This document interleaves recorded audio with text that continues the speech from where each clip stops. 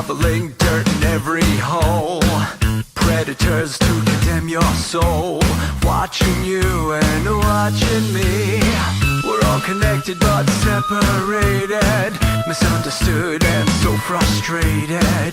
A million armies of one have invaded. Watching you and watching me. We live behind glass curtains and act like nothing's wrong. Soon you will belong. I know you're out there somewhere. We've watched you for so long. Wait for you to fall.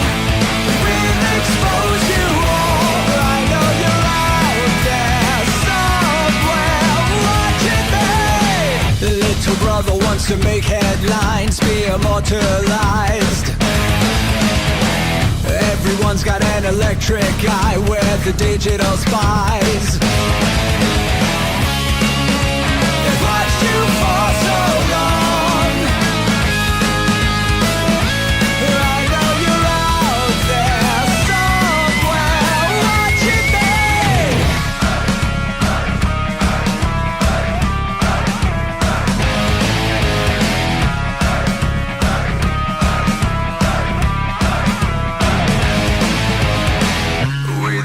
have taken over. We the people are little brother, standing by to dethrone each other. Watching you and watching me. Paranoid, the lens is our weapon. Desensitized in our lust for attention. Democratized by our voyeur obsessions. Watching you and watching me. Slaves to perfection, don't let them project you as you are. Reveal your every flaw. I know you're out there somewhere. We've watched you for so long. Wait for you to fall. We'll expose you all. I know you're out there somewhere watching me. Little brother wants to make headlines, be immortalized. Everyone's got an electric eye, we're the digital spies. They've watched you for so long. I know you're out there somewhere watching me.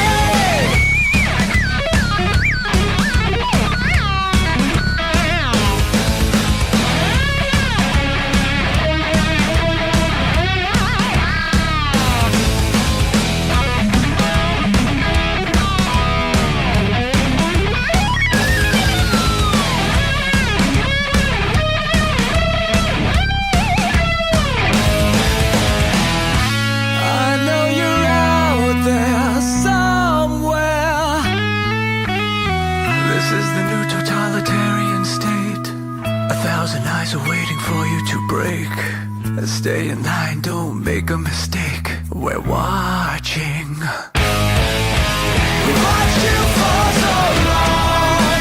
We wait for you to fall. We will expose you all. I know you're out there somewhere watching me.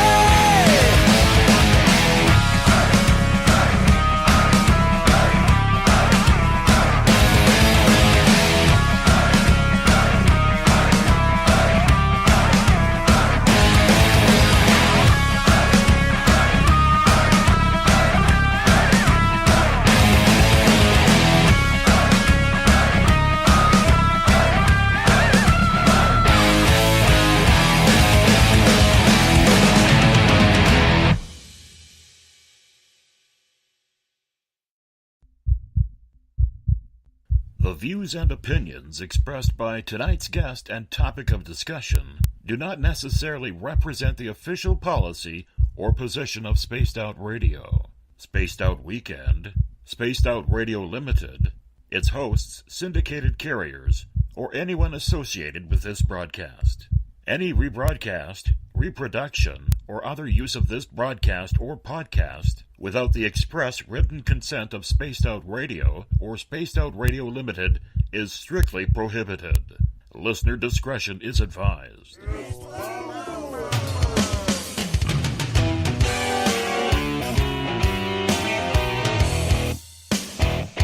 Bumblefoot.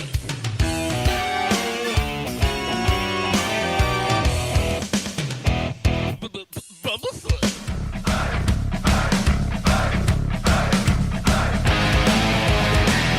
Are you experienced?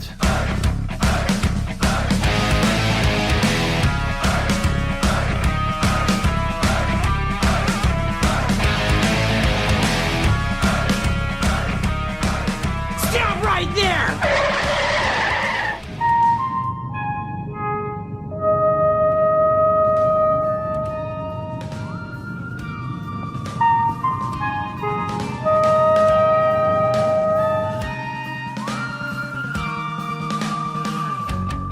From high atop the mountains of British Columbia to you, listening around the world, this is Spaced Out Radio with host Dave Scott.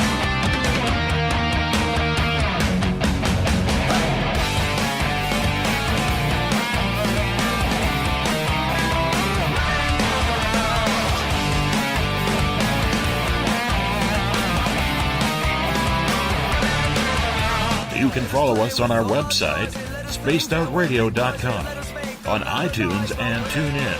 Follow Dave on Twitter at spacedoutradio.com, on Facebook at Spaced Out Radio Show, or on our YouTube channel, Spaced Out Radio Show. Game on! Game on! Game on!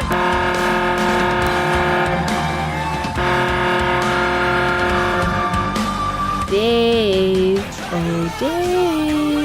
Are you playing with Bigfoot and aliens again?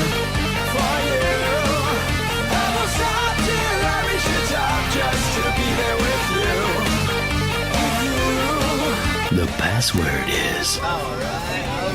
Alright. Okay, seriously, what's with the pointies? Buckle up, space travelers. It's time to go for a ride on Spaced Out Radio. Mr. Bumblefoot, Dave is ready for liftoff. Seriously, Dave? Really? Chloe. Bye-bye. Love you. Bye-bye. Captain, take your seat on my left. It's time for takeoff. 10, 9, 8, 7, 6, 5, 2, 1, boost ignition, and liftoff. Reach the top just to be there with you. And I still trip over my feet, and my heart still skips a beat. I'm such a lucky guy, 'cause after all this time, it's like the deeper I go, the deeper I fall. The deeper I go, the deeper I fall. Good evening and welcome to Spaced Out Radio tonight. I am your host, Dave Scott, and it's good to have you along for the ride wherever you are on this fantastic planet we love to call Earth. Welcome on this Monday night, early Tuesday morning if you're on the East Coast, because we are broadcasting right here, right now, live in Uncle Jimbo's cabin, live in the Great White North. Let's welcome in everyone listening in at spacedoutradio.com, on Spreaker, on the United Public Radio Network, Renegade Talk Radio, the High Plains Talk Radio Network, and on Revolution Radio, as we do this thing every night of the week. Yeah, we do, because we love to. And we are bouncing in and out of every show, thanks to our resident guitar god, Mr. Ron Bumblefoot THAL, formerly of Guns N' Roses, currently of Art of Anarchy. Yes, Bumblefoot is the official sound of Spaced Out Radio. Hey, if you want to follow us on social media, you can do so on Twitter at Spaced Out Radio. Give our Facebook page a like, Spaced Out Radio Show. You can also follow me on Instagram, Dave Scott, SOR. Subscribe to our YouTube channel, Spaced Out Radio Show. Find us on TuneIn. Download this show and others on iTunes. We are also on TalkStream Live, RadioGuide.fm, and Stitcher as well. Well, we're getting close to Stitcher. So we are all over the place. Our website is spacedoutradio.com as well. Hey, if you want to take part in this show, you'll have to sign into one of the chat rooms, either on Revolution Radio, on Spreaker, on the UPRN chat room, or on Facebook at the SOR Space Travelers Club. And if you're on Twitter, do me a favor, use the hashtag SpacedOutRadio. I will get to your questions and comments in there as well. And I love it, Mark, when you post Uncle Jimbo's cabin on a rainy, stormy night every single night you're in the show. So thank you so much for doing that. Have you signed up for the SOR Space Travelers Club yet? If you haven't, it's time. $5 a month. The draw is this Friday. With that, your name gets entered into a monthly prize draw. You get access to a private posting section on our website. We're working out the details on a few more things for you because you, as our audience, are important. And we're going to give you a heck of a lot more than just access to our archives. While on our website, check out my latest blog. It's on Bigfoot this week. Yes, you're going to not want to miss that one. Make sure you read up on it.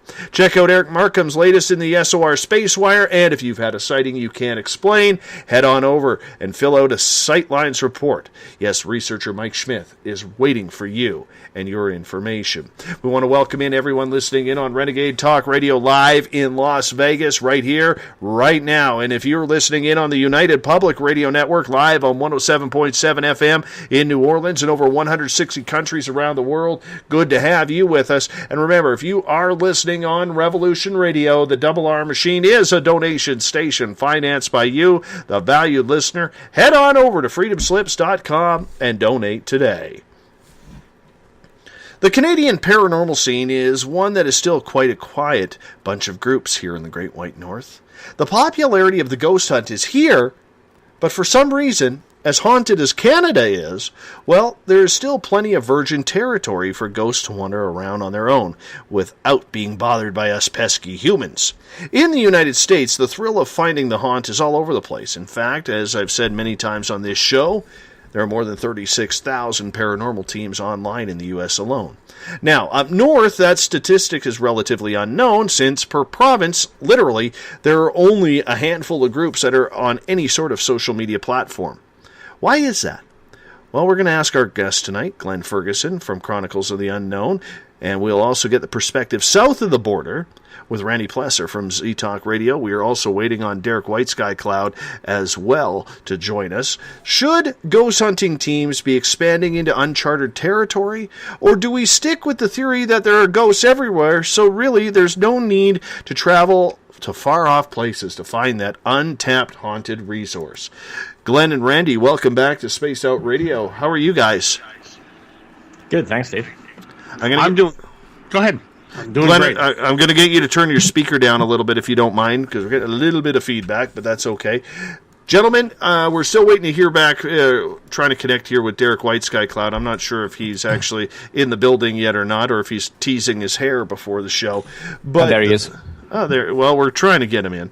Good to have you back on with us here, guys, because this is one show that I've had a lot of fun with over the periods of time here as we've been doing this. And I love talking paranormal because it's very rare we're able to actually get people on here who could speak paranormal without going into the ad nauseum of what kind of gear do you use? What kind of places do you like to check out for hauntings? Have you been to Waverly Hills yet? Have you been to Alcatraz? Everybody hears that story.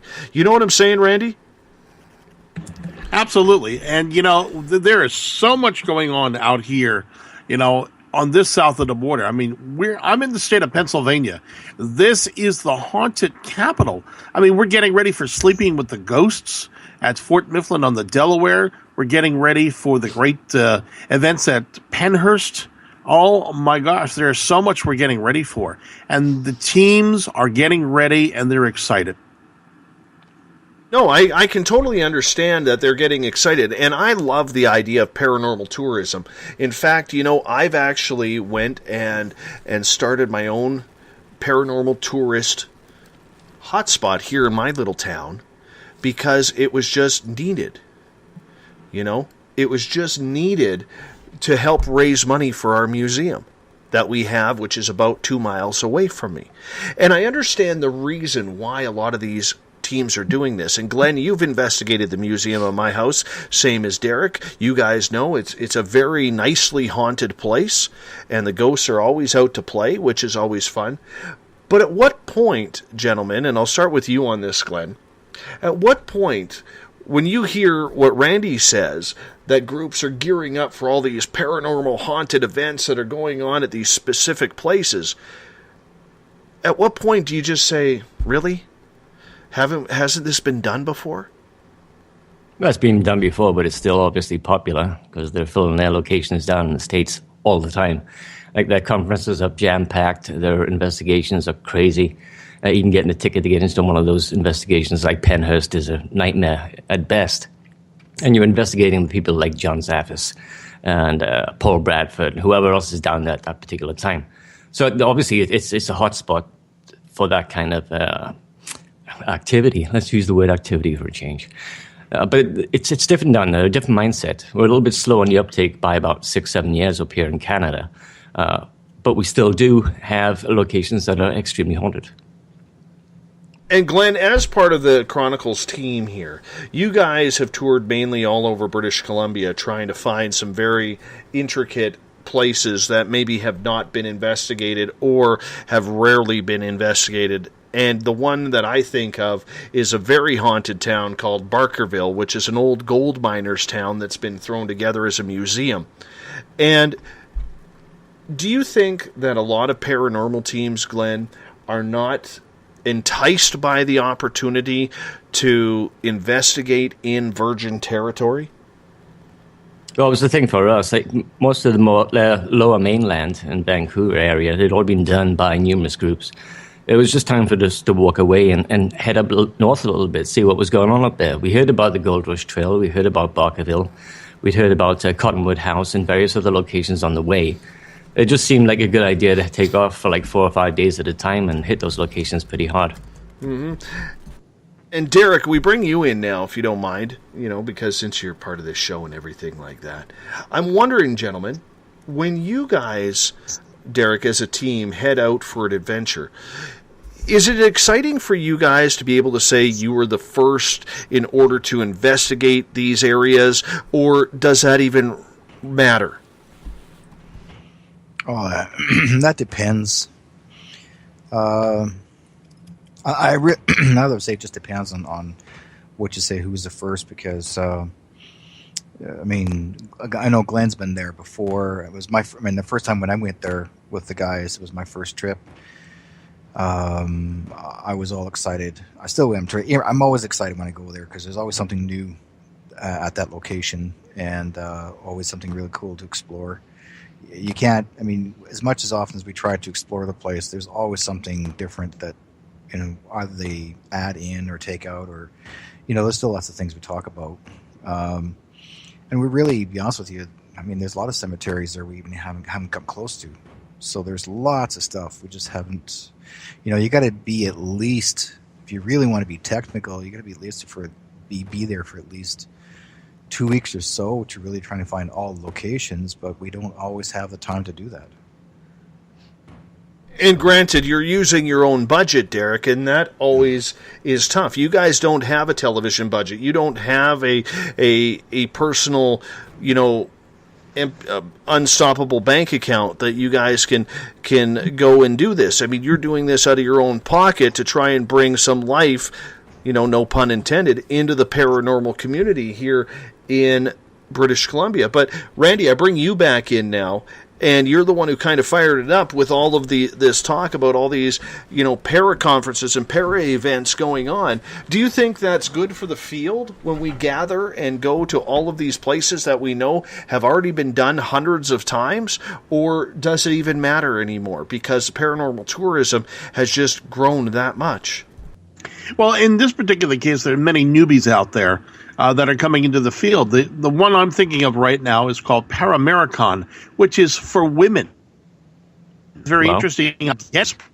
Yeah, if you check it out, it's on March 4th. Now, the great thing is I'm about a 2.5 hour drive, but it's, women innovators, pioneers, movers, and shakers of the female gender on Paracon 2007.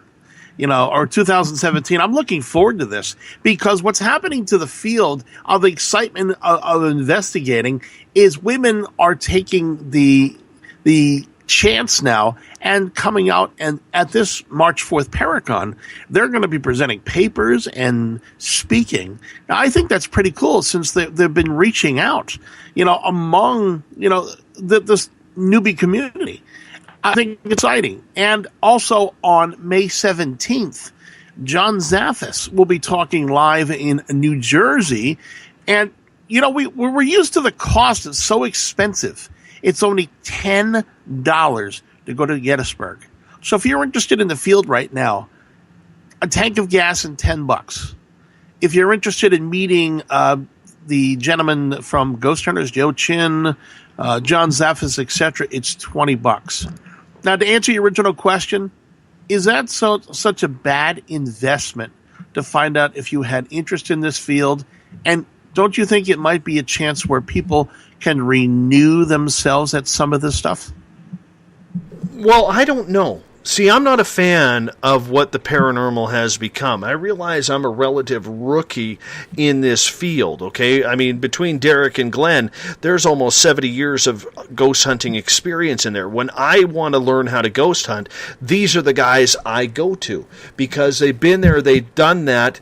They literally are the type of people who are going to tell you the proper do's and don'ts. They're not there for Pokemon Ghost. They are there to try and solve human nature's riddles on what's on the other side. And I guess that's one of the things I don't like about these paratourism events, even though I do think they are necessary, especially these days when you can keep museums running on them. You can raise a lot of much needed money for charity in regards to this. And I had a charity event a few months ago for the late curator and property manager of the museum up here that passed away. And he's originally from South Africa. His family over in South Africa was very poor. So we decided to throw a charity ghost hunting event at $20 a head, hoping that we would maybe make $300-400. We ended up walking out there with almost $1,000 cash, right? Because people wanted to know. They wanted to experience. And I get that. And I get the importance of it, Randy. But in the end, if we are investigating the same places over and over and over again, how do we tell the story? How do we sit there and say, okay, up in wherever you want to call it, this place is haunted by a ghost named John who was a gold miner at such and such a time, and he was murdered and his wife took all his gold. I mean, that's what we need to do. We need to solve these riddles. And playing Pokemon Ghost is not attractive to me. I don't find that fun whatsoever. But then again, maybe I'm just taking the field a little bit more seriously than everybody else should. Or for the most part, mostly everybody else should. What's your thoughts, Randy? Well, there are many schools of thought. I'm on this side of the East Coast, where you're seeing much, much activity. And a lot of groups no longer play Pokemon Ghost. That has dropped off here on this side of the pond, over on this side, almost 100%. What we've been trying to focus it on, and the executive director, and I'm just going to pick on a place that I go on, Fort Mifflin in the Delaware. Her name is Elizabeth Beatty. She's the new executive director. They've held numerous events, not for Pokemon Ghost, but to try to talk about the siege, which is, a basis of the American freedom, which took place on November 3rd through November 15th, 1777. Trying to get back to the essence of what the hauntings are all about. There's over 200 bodies that are buried in the ground there, and it's hollow ground, and it was a U.S. military fort until 1962.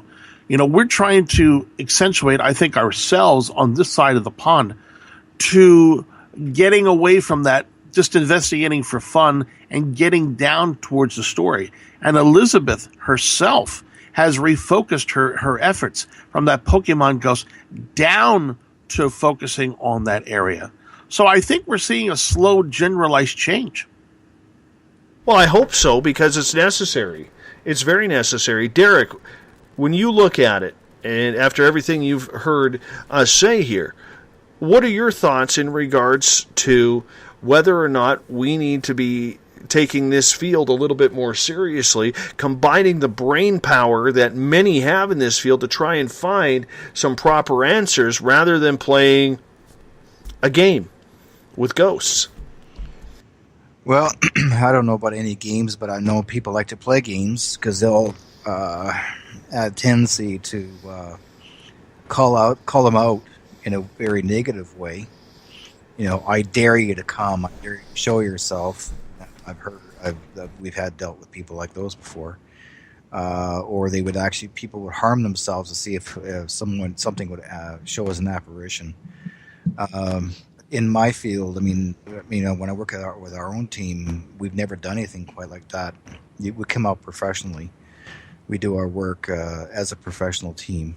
So, I mean, it depends. I mean, the media today, the public today, are looking for something totally different, and they're trying to change up now. Where, they're wanting to do an all-girl team, but you know what? That's been done before, and that was back in the early, or I would say mid 2000, I would say 12 or 13.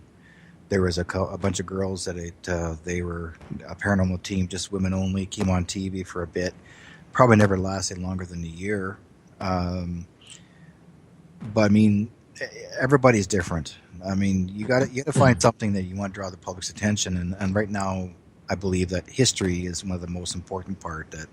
Because anytime I ever tell anybody that we're a paranormal team that we're looking for historical locations, that's where people start to listen. You know, they're not into games. And I think this is what is more important at the moment. Well, I think it is more important. And Glenn, do you see in your talkings, and you're talking paranormal literally every single day, do you see people starting to take this more seriously? Or do you see people still doing the same old when it comes to wanting to play with ghosts and just have that fun experience, much like going to an amusement park? Well, I guess each group has its own way of investigating. Like I say, me and Derek have been at it for forever. So we still use a lot of the old techniques, which were in common long before this paranormal field became TV worthy, I guess you would class it as. But like what we were doing before was even cool.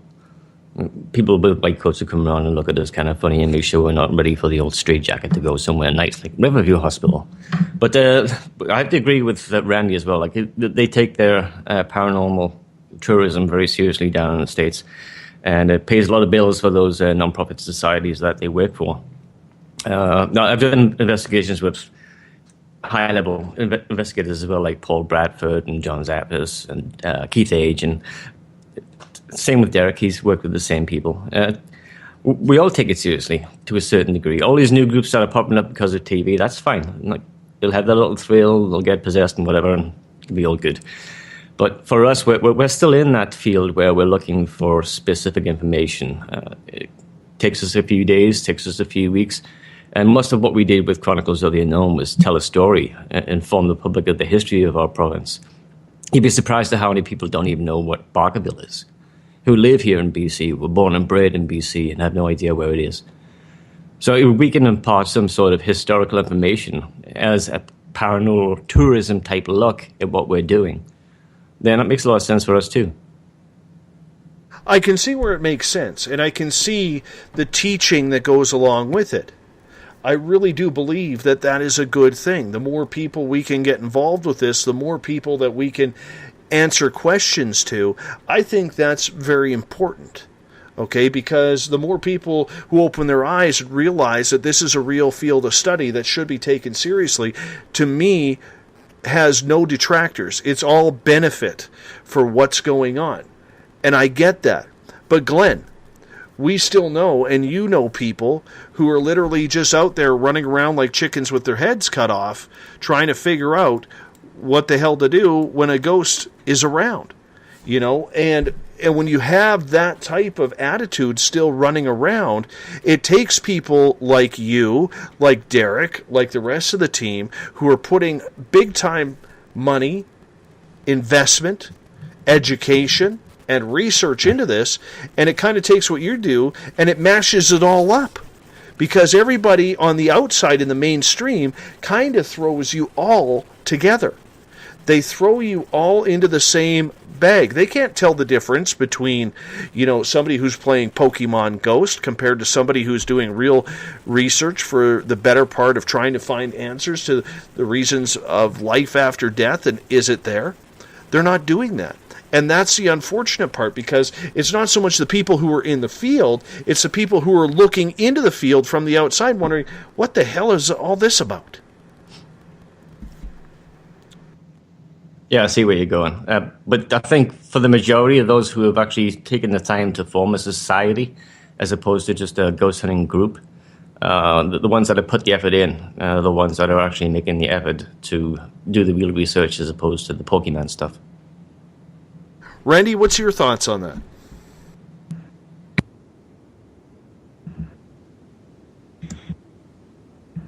Hello. Well, this is where, the idea of the Pokemon Ghost, the television shows have set themselves aside. My wife and I in 2009 worked with Fort Mifflin on the Delaware to try to bring and educate the public on what we believed is a standard and created a standard. I was on the front cover of the Philadelphia Daily News, which is a large metropolitan newspaper here in Pennsylvania, to try to accentuate my understanding personally of Christianity and hauntings, and talk about, the beginnings of what I believe is standardization. What we were doing was we were taking 5 people in per Sunday to give them a chance not to go Pokemon ghosting, but to try to train them into the correct facility of why we do this, and try to move forward to understand this is just not here for excitement and glory, that we're actually doing paranormal research. The idea of paranormal research is they got to go out for an investigation for 2 hours and then come back and now listen to their EVPs, etc., and come up with theories of what they found based upon the evidence. Many people had complained that it wasn't exciting. And I said, this is where the idea of what you're suggesting, the Pokemon Ghost, got set aside. With the attrition rate right now falling off because of the television shows, what is left behind right now are the serious researchers. And these serious researchers are beginning to start to come out. I have a place on Facebook called Supernatural Standardization, or Supernatural Standards. It is now increased to 450 or 465 people so far. So there is a autonomy coming together in this field that these people no longer want to run around and go to the ghost hunting place of the week. They want to take this seriously and write the storybook. For instance, like Valley Forge, Pennsylvania, and the idea of the battle at the Revolutionary War. We're taking this a lot more seriously. We've wasted a lot of time and effort and money on investigating. My wife and I have put out, and I'm going to give you a figure that is probably most close to true. We've put out almost $80,000, Dave, in equipment, in traveling, and in expenses since we first started this. So we've taken this seriously. We've invested in it. I have over 65 cameras, lots of equipment to go document and start writings of a book that I would like to do. So the investment capital that you put into this field should be turned in, just like the Warrens. The Warrens published books and whatnot. But here they're taking it a lot more seriously. They're looking, the idea of para-unity down here is coming together. They're starting to refocus themselves on coming together. And these women that coming together on March 4th are exciting because they're researchers. They're different sides of a coin, nurses and doctors and attorneys and teachers coming together. I just find this stuff exciting. 80 grand. Yes, sir. That's a lot of money, man. That's a lot of money to be chasing some imaginary phenomena that some people believe. I spent 35 grand just on one conference. Yes, and a good conference it was, Glennard. A good conference it was. It was a lot of money, though. Yeah, I can understand that. But let's take a look at the financial value of this. I think a lot of people don't fully understand, the commitment, because it is an addiction, let's face it. Anything we do that we enjoy becomes an addiction. And then you want the latest gear, you want the latest trends, you want to get to those places that maybe are popular or where nobody has ever gone before. So it does keep you on the hunt, and it keeps you moving because you want to try out every piece of equipment just to see if you can get that 1 inch closer to solving the riddle. So is there an end point, Glenn, where you finally have to say, $80,000 for a lifetime of ghost hunting? So far, you spent tens of thousands of dollars as well on your own gear, on your own conference, absolutely everything. Where do you think that goes? Is it worth it? I think it's worth it. As well as building a reputation for yourself with clients and the community when you're doing conferences like that, it's definitely worth it. There's not going to be any stop to how much money you're going to put out into this field. There'll be new gear coming out pretty much on a weekly basis right now, which is insane. New gear, new possible thoughts on how to investigate, new techniques. It's always changing. Now, you can't sit there and expect to still use tricks of the trade that we were using 30 years ago, although we still do occasionally because they are effective, even though they were not based on any sort of technology, like hanging a string from the ceiling on tacks was great. And you just stick a camera on it, anything moved in those strings, we have some slight activity. We even forgot about breezes at that point. So yeah, I think it's well worth the money in the end. Derek, as a psychic medium on paranormal investigations, I know I've asked you this before in regards to gear and everything, but you are your own tool. Do you see a purpose of spending thousands of dollars on pieces of equipment that we don't really know if they truly work or not until we get them? Yes, Dave, I am a tool when you turn me on. Yeah, I'll give him that. That was good. That was good. You're on fire tonight. Sad. Yeah. Well, now I got to repeat the question again. Well, yeah. Well, just because of the whole fact, Derek, as a psychic medium, you were used as a tool.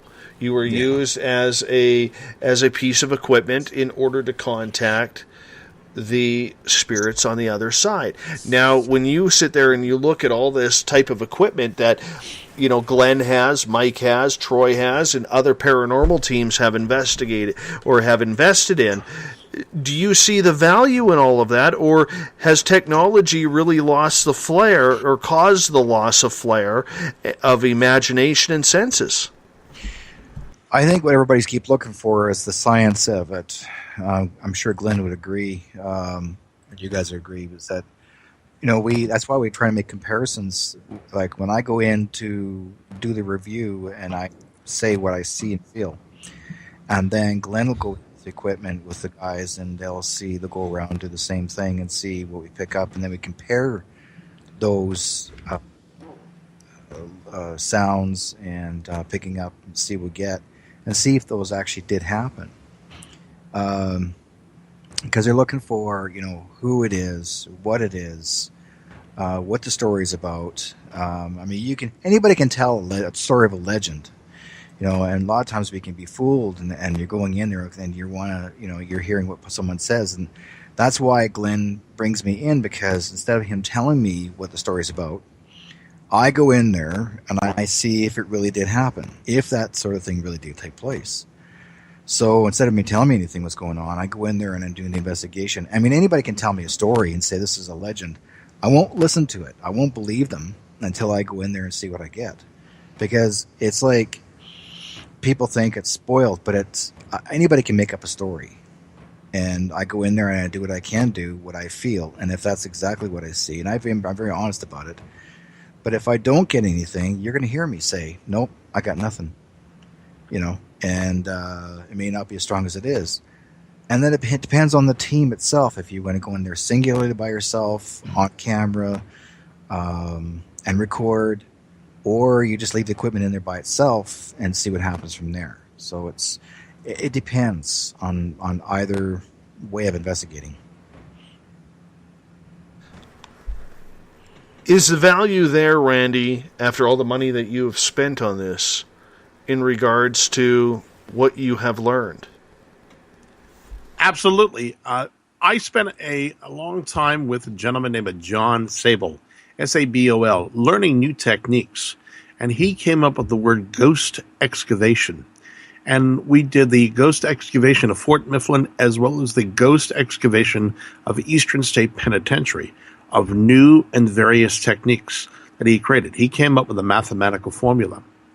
So when we look back at the money we spent to what we've learned, absolutely. And what he created was called the Center for the Archaeological Studies of Presence through Ethnographic, I guess it's Renaissance, residence.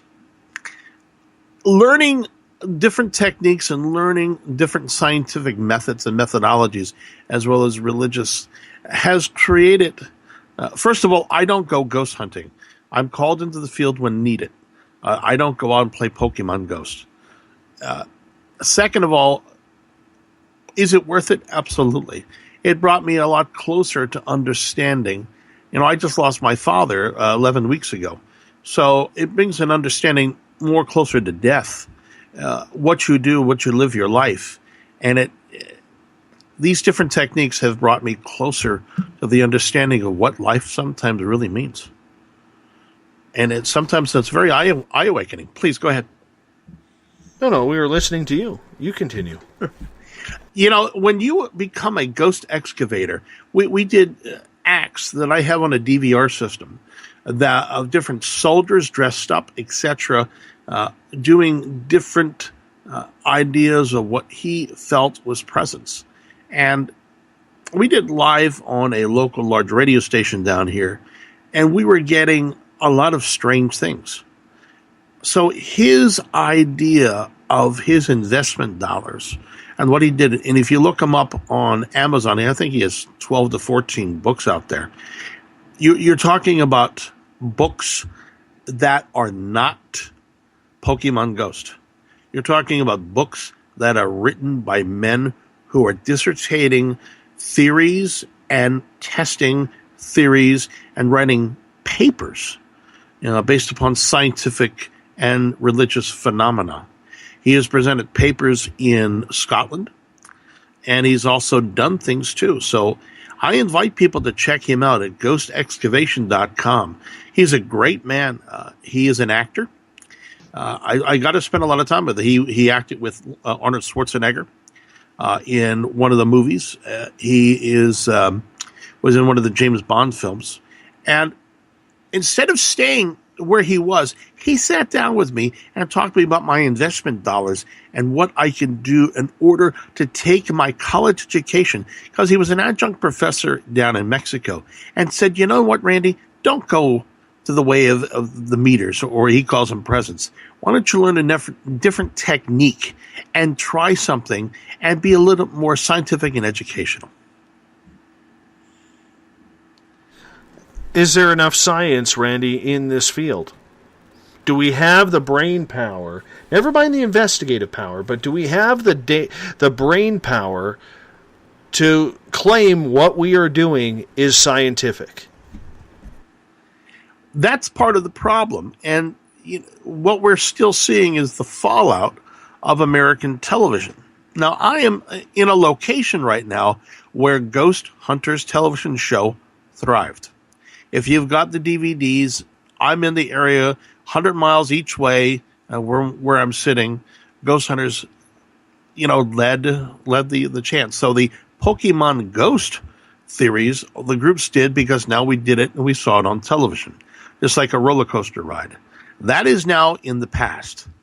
The television show is now gone, and what we're looking at is trying to take our investment dollars and now look at the books written by Hans Holzer, by Lorraine and Ed Warren, and books are boring. Books are boring because what we want the excitement of Pokemon Ghost. My friend Chad Stanball, and I want to sit down and write a research book based upon what we've done, our investment dollars, and some scientific theory. So I think we're slowly getting there. And that scientific theory, we want to try to create some sort of standardization for testing and write it up in some sort of manual. Does that make sense to you? I would love to see it too. Glenn, you and I have talked profusely about the whole science aspect of the paranormal. And we've talked about it on this show. We've talked about it, one-on-one over a beer in a fire in my backyard. Real romantic. I'm not going to lie. Your eyes were dazzling that night. Thank you. But, not a problem. But in the end here, do you see that we have a great group of researchers doing this? But are you hesitant, and I want to word this correctly, are you hesitant to use the word science in what you do after 35 years? Because science really is a dangerous word when it comes to the paranormal phenomena. Science is always going to be in this field, regardless whether you're a scientist yourself. You can read theories that other people have posed and pretty much work on those. There's no difference between someone calling him scientific in his approach or calling himself technical in his approach. I think what we do at the Canadian Paranormal Society and Chronicles is basically give it our best shot. We've all been in the field a while. We go off the evidence we capture, and we try to base it on as much scientific proof as we can. I'm getting a lot of questions. What the hell is Pokemon Ghost? That's where people go and play ghost hunting when they have no intention of actually solving everything. It's like playing a reality video game. That's what I mean by Pokemon Ghost. I've had a couple people ask on Twitter at #SpacedOutRadio. That's a little term that I coined because it pissed me off. So I figured I would call them out. So that's just what it is. So thank you for asking. I understand, Glenn, getting back to you for a second, the science, that you guys want to take a scientific approach, that you want to produce evidence that is actually going to be tried and true and tested. There's a lot of people out there that are doing that. And there's a lot of people out there that are trying to create that. But when you're throwing around the science word, if you don't have the proper technique in order to do it, it can get dangerous because you never know what you're going to get with your answers, or if you can actually record them properly. Well, the science end of it is based on parameters. It's a controlled environment. Trying to get a controlled environment in an investigation is pretty much near impossible. There's always going to be contamination, either from outside the building, inside the building, even from your own team. So how can you really base it as a scientific approach when there's no control? So how do we gain that control? Well, the good thing for us is that we were just up in Barkerville 4 days at a time, but 2 times in a row. And that would be classed as a controlled environment. There was no one else around. There was me, you, my team, one security guard, and the guy who allowed us into the location. 24 buildings, middle of nowhere. There's not even a light out there. So that would be classed as a pretty good controlled environment. Well, in a state like that, Derek, as someone who is psychic, where a lot of science people do not take what you do as legitimate, and I've been around you long enough to know that I think you are, right? How do you feel about this whole scientific approach? Well, I learned something from a good friend of mine who's an elder. She's 82 years old, and she's a medium. She's been a medium for over 60 years. And Barb Leonard would say that, she believed in the science sense of it first. And a lot of people don't realize that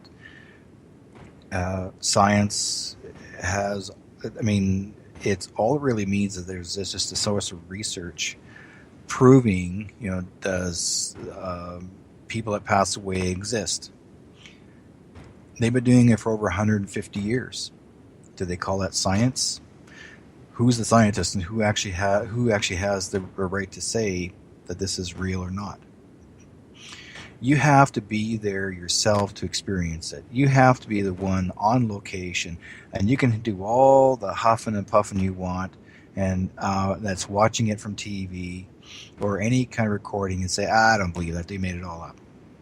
You have to be on location and experience it yourself. You'll know. And then if you turn around and say, well, according to science means, you know what I mean? Like, Glenn understands the science of it because he studied it both ways, I'm sure. And I'm sure you have too, Randy. And, we're trying to look for the logical sense of something. Why does it make any noise? How is things are able to levitate across the room? How come our hair stands up behind our neck, or how come we feel like we're feeling kind of lethargic and I want to pass out? Or how come my back's getting scratched and I got these markings on me, but there's nothing there physically? How come I'm being attacked? Or how come I'm being pushed downstairs and there's nobody there? Now, is a invisible scientist going to push you downstairs? Or is it we just imagining it, so we make people think that we fell down?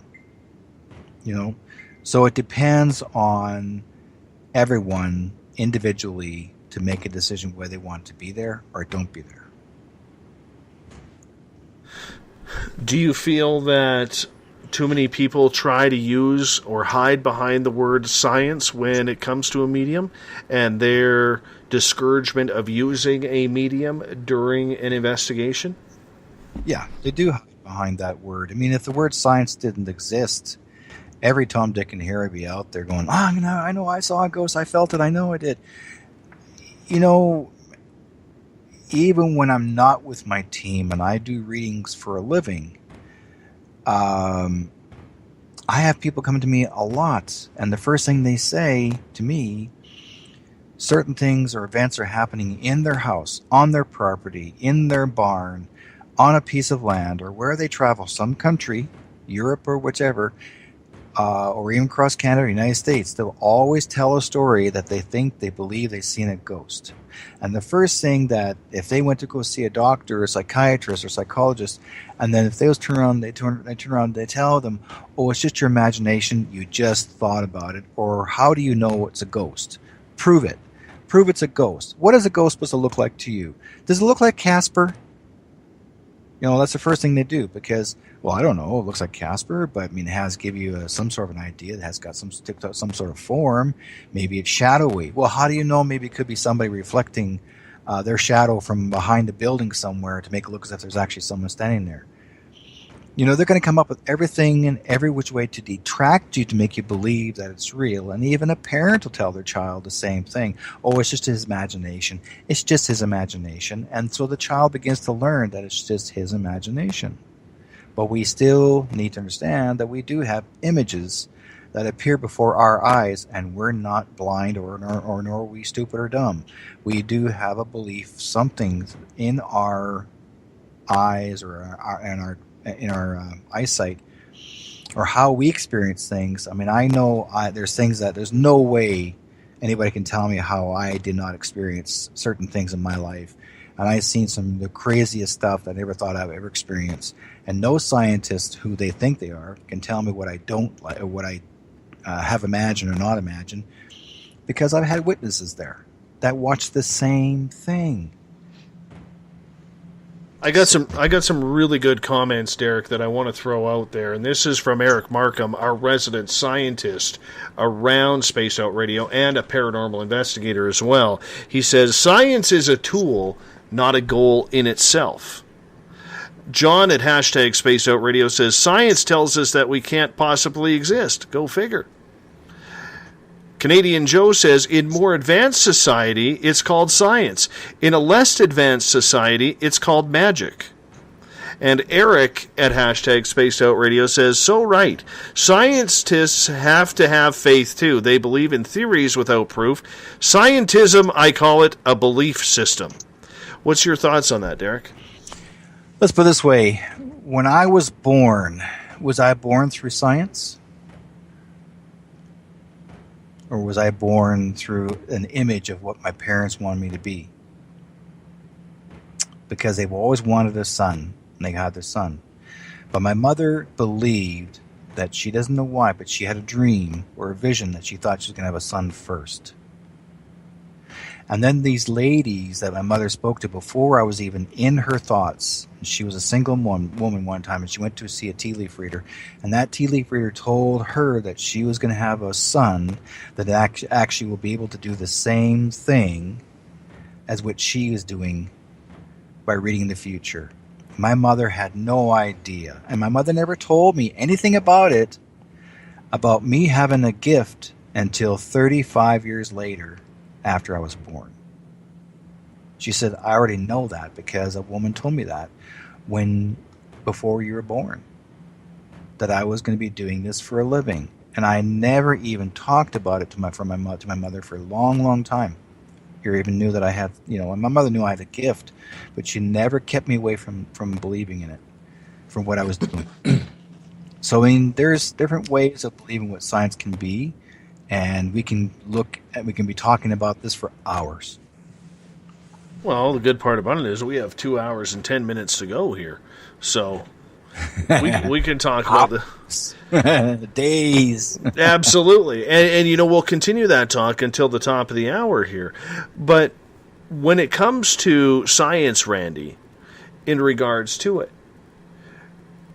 is it a matter of we want it as paranormal investigators to be taken so seriously, to be taken with such great respect for the research that we are performing in this field of study, that we will go to any length possible to try and get it taken seriously on a scientific route?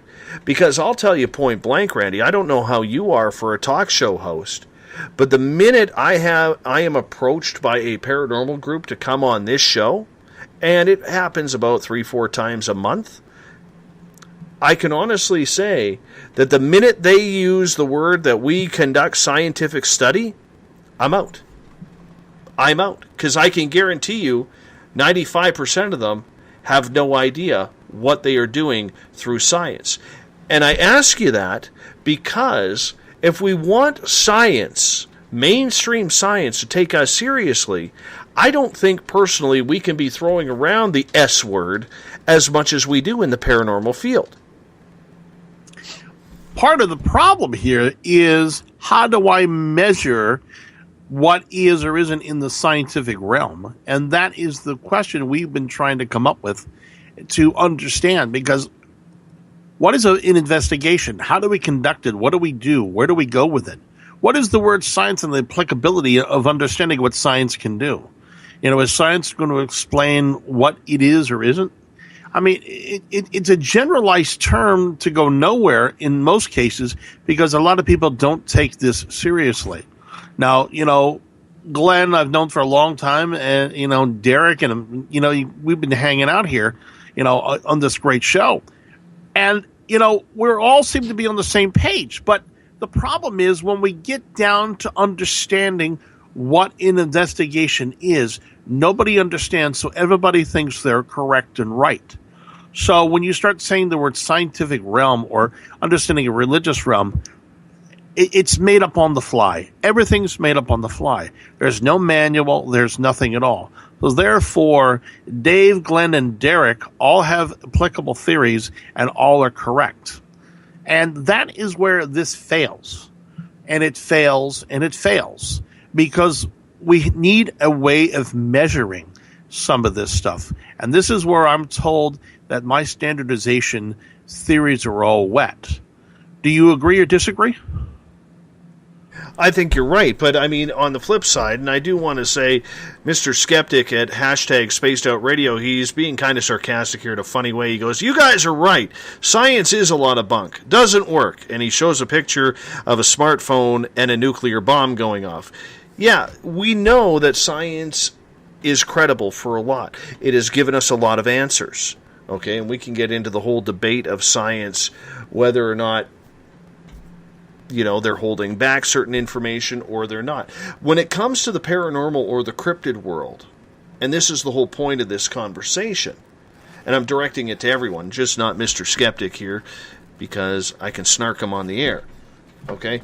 What it is science, to me, and I'm sure to the other men on this panel as well, is about theory. We have to prove or disprove theory to see if we are able to get to some sort of solution, find some sort of answer. And when it comes to the paranormal or the cryptid world, we always seem to say, nope, doesn't exist. Nope, impossible. And all of a sudden we are putting scientific theory on the shelf and using our own personal opinion as fact. That's what I don't like about it. And that's why when it comes to this field, I question it with guests like Randy, Glenn, and Derek, because it needs to be questioned. How come we don't question things about scientific research in cancer? And I'm generalizing here. Okay? We use science to try and find that answer. Now, personally, I believe there is a cure out there, but healthy people are not profitable people. That's just me. Got my tinfoil hat on when I say that. Okay? But the whole point is, when it comes to the paranormal, and it comes to the cryptids like Bigfoot, read my blog. Read my blog that just went up at spacedoutradio.com. Okay? Read it. It's about this exact topic. How do we take things seriously if these scientists, who are brilliant men and women, are willing to study anything? They can tell us there is oil on Titan. And yes, America, I know that's going to create you guys wanting to get freedom on Titan. Okay? But the whole point that I'm trying to get at here is, if we can go into space billions of miles away to find oil on Titan, and we take that scientific research seriously, why do we have such a hate on against trying to prove science in the paranormal? Is there life after death? Does Bigfoot exist? That's what I don't understand, and I don't agree with that. Randy, we got about 30 seconds. I'd like your opinion on that. One of the things we do, we're interested in making money. We're not interested in theories. Let's get away from making money from this whole idea, and let's go back and refocus ourselves on applicable theories, create theories, and then try to give that theory to you, Glenn, and Derek, and then come back here again in 5 months and then talk about the theories. Absolutely. I fully agree. I agree. We are with Derek White Sky Cloud, Glenn Ferguson from Chronicles of the Unknown, Randy Plesser from Z Talk Radio. We are debating the paranormal tonight on Spaced Out Radio. I love this debate. I love it when we get into it. And yes, everyone around, your comments are beautiful as well if you're in any of the chat rooms or on Twitter at #SpacedOutRadio. Make sure you read up on my latest blog as well. Head to spacedoutradio.com/Dave's blog. It's on Bigfoot. Check it on out today. You're listening to Spaced Out Radio. I am your host, Dave Scott. We'll be back in about 6 minutes from now.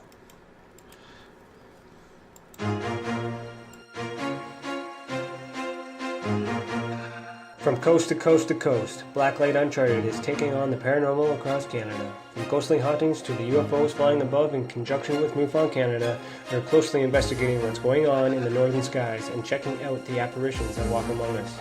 Check out our videos right here at spacedoutradio.com. We want to know your thoughts, we want to hear your experiences, and we want you to share your stories. The answers are out there, and we intend to find them. Would you like to become one of our space travelers? All you have to do is click on the Space Travelers icon at spacedoutradio.com. For only $5 a month, you can get access to some great prizes, as well as private monthly shows, newsletters, and a members-only section on our website. Become a space traveler today. Looking for news beyond the mainstream news? Head to spacedoutradio.com and check out the SOR Spacewire. This is Spaced Out Radio's Eric Markham, News Director for the SOR Spacewire. Daily, I will bring you intriguing stories and outlandish reports from what's going on around the world. UFO sightings, paranormal activity, conspiracies, alternative health, and so much more. And if you have news, email me at news@spacedoutradio.com. Have you had an experience you can't explain? Had a run-in with ghosts, maybe Bigfoot, or seen lights in the sky? Hi, I'm Mike Schmidt from the SOR Sightlines. I'm here to investigate your sighting. Head to spacedoutradio.com and fill out a report on the Sightlines. All your information is 100% confidential, and I will help you figure out what you've been seeing. File your report, and let's find out the answers together. Visit purpleplates.com today. For over 40 years, the Purple Energy Plates have been delivering amazing results for their many customers. Inspired by the great genius Nikola Tesla, the harmony, healing, and energetic effects of the plates have proven over and over to be beneficial and often miraculous to thousands of customers. With their money-back guarantee and the many benefits, how can you afford not to get one? Check their site for daily specials and choose from their many energy products. You won't be sorry. Visit them today at purpleplates.com for mind, body, and spirit, and expect a miracle. Are you interested in advertising on Spaced Out Radio? Head to our website at spacedoutradio.com and click on our advertising tab.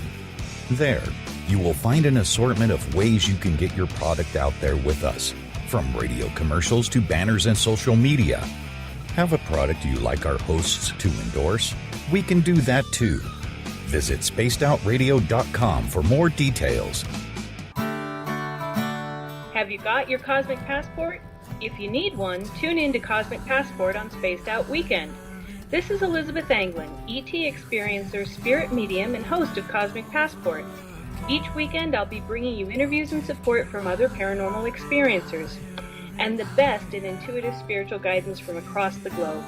It's all happening starting at 9 p.m. Pacific Time, midnight Eastern, on spacedoutradio.com.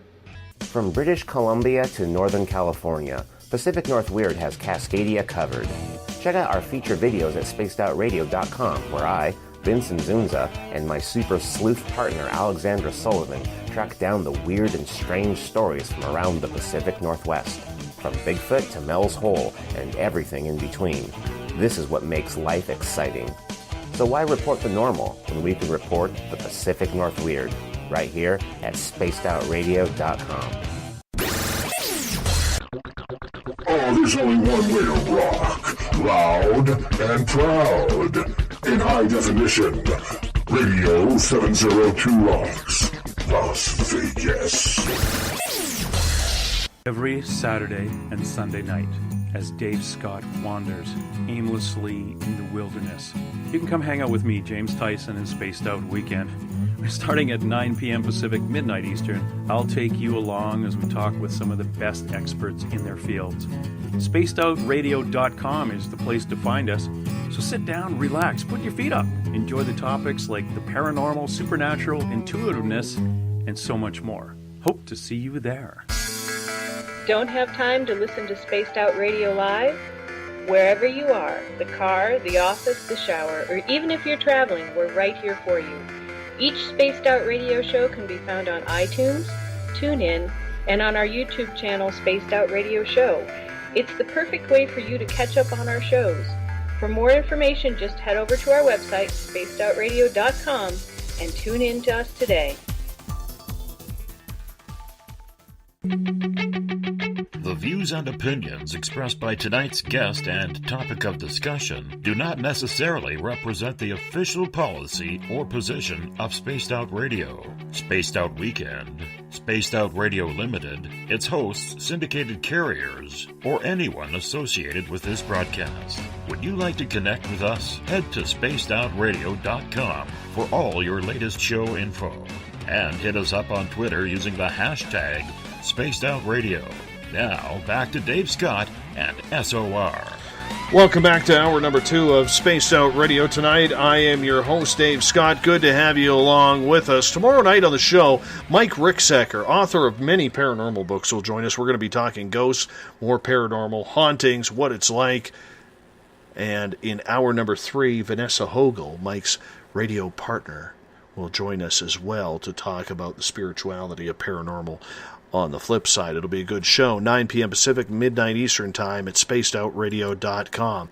Hey, if you want to follow us on social media, you can do so on Twitter at Spaced Out Radio. Give our Facebook page a like, Spaced Out Radio Show. Tune us in on TuneIn. Download this show and others on iTunes. And our website is spacedoutradio.com, where we have a plethora of features for you, including joining the SOR Space Travelers Club for just $5 a month. We want to welcome in everyone listening in on Revolution Radio. The Double R Machine is a donation station financed by you, the valued listener. Head on over to freedomslips.com and donate today. We are live in New Orleans on 107.7 FM on the United Public Radio Network, also heard live in over 160 countries around the world. Thank you so much for joining us. And we are also live in nighttime fashion in Las Vegas. Yes, Renegade Talk Radio is the place to be if you are in Sin City to catch us live. Bill Cardwell has set the password for tonight in the SOR Space Travelers Club. Baccalaureate is your password. Baccalaureate. Make sure you use it wisely, Space Travelers, as we continue on this realm of the unknown. We are talking with Glenn Ferguson and Derek Whitesky Cloud from Chronicles of the Unknown, from Z-Talk Radio, Randy Plesser. Gentlemen, welcome back. Hey, Dave. All right. Glenn, you wanted to mention something about the scientific aspect of everything. Oh, I thought you were going to ask me a question. On the science end, what we do is look for rationality in everything that happens on an investigation. Not so much a scientific thing. If something you see doesn't make a lot of sense, it's not rational to you, we base our findings on that.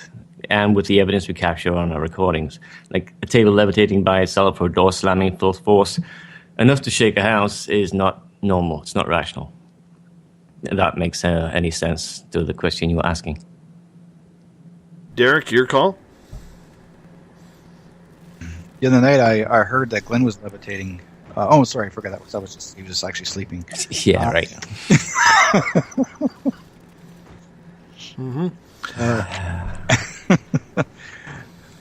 Well, go ahead. Go ahead, Dave. Well, I want to get to a comment from Muji Boy here on Twitter at #SpacedOutRadio.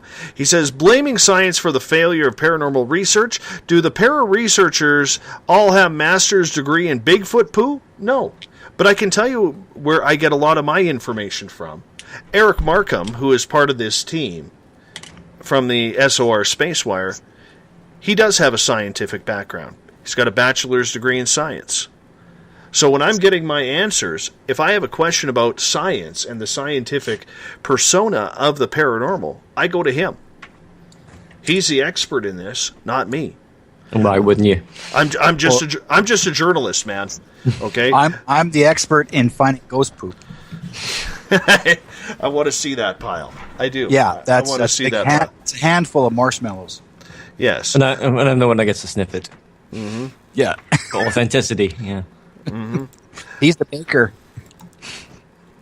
Absolutely. No, so I just wanted to say, when I go off on science, it's because I have gone to a scientist. I have gone to someone who's not only a scientist, but a paranormal researcher, and he is trying diligently to combine the two. So that's the reason why when I go and try and get my answers for science questions regarding the paranormal, I do go to someone who does have a lot of expertise in this.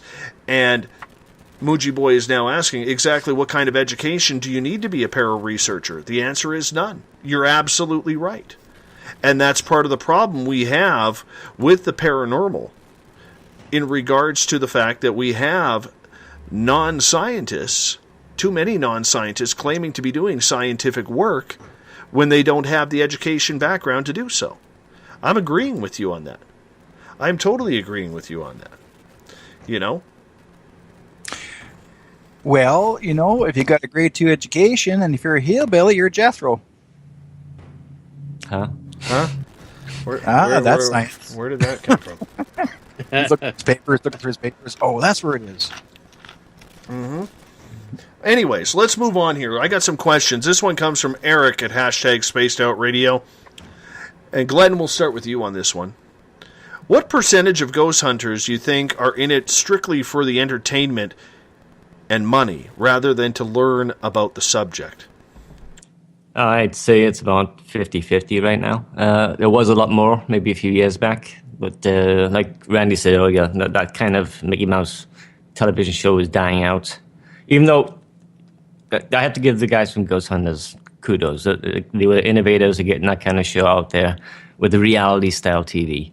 Everything else was kind of scripted.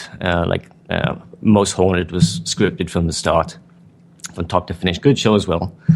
But things have changed over the last little while.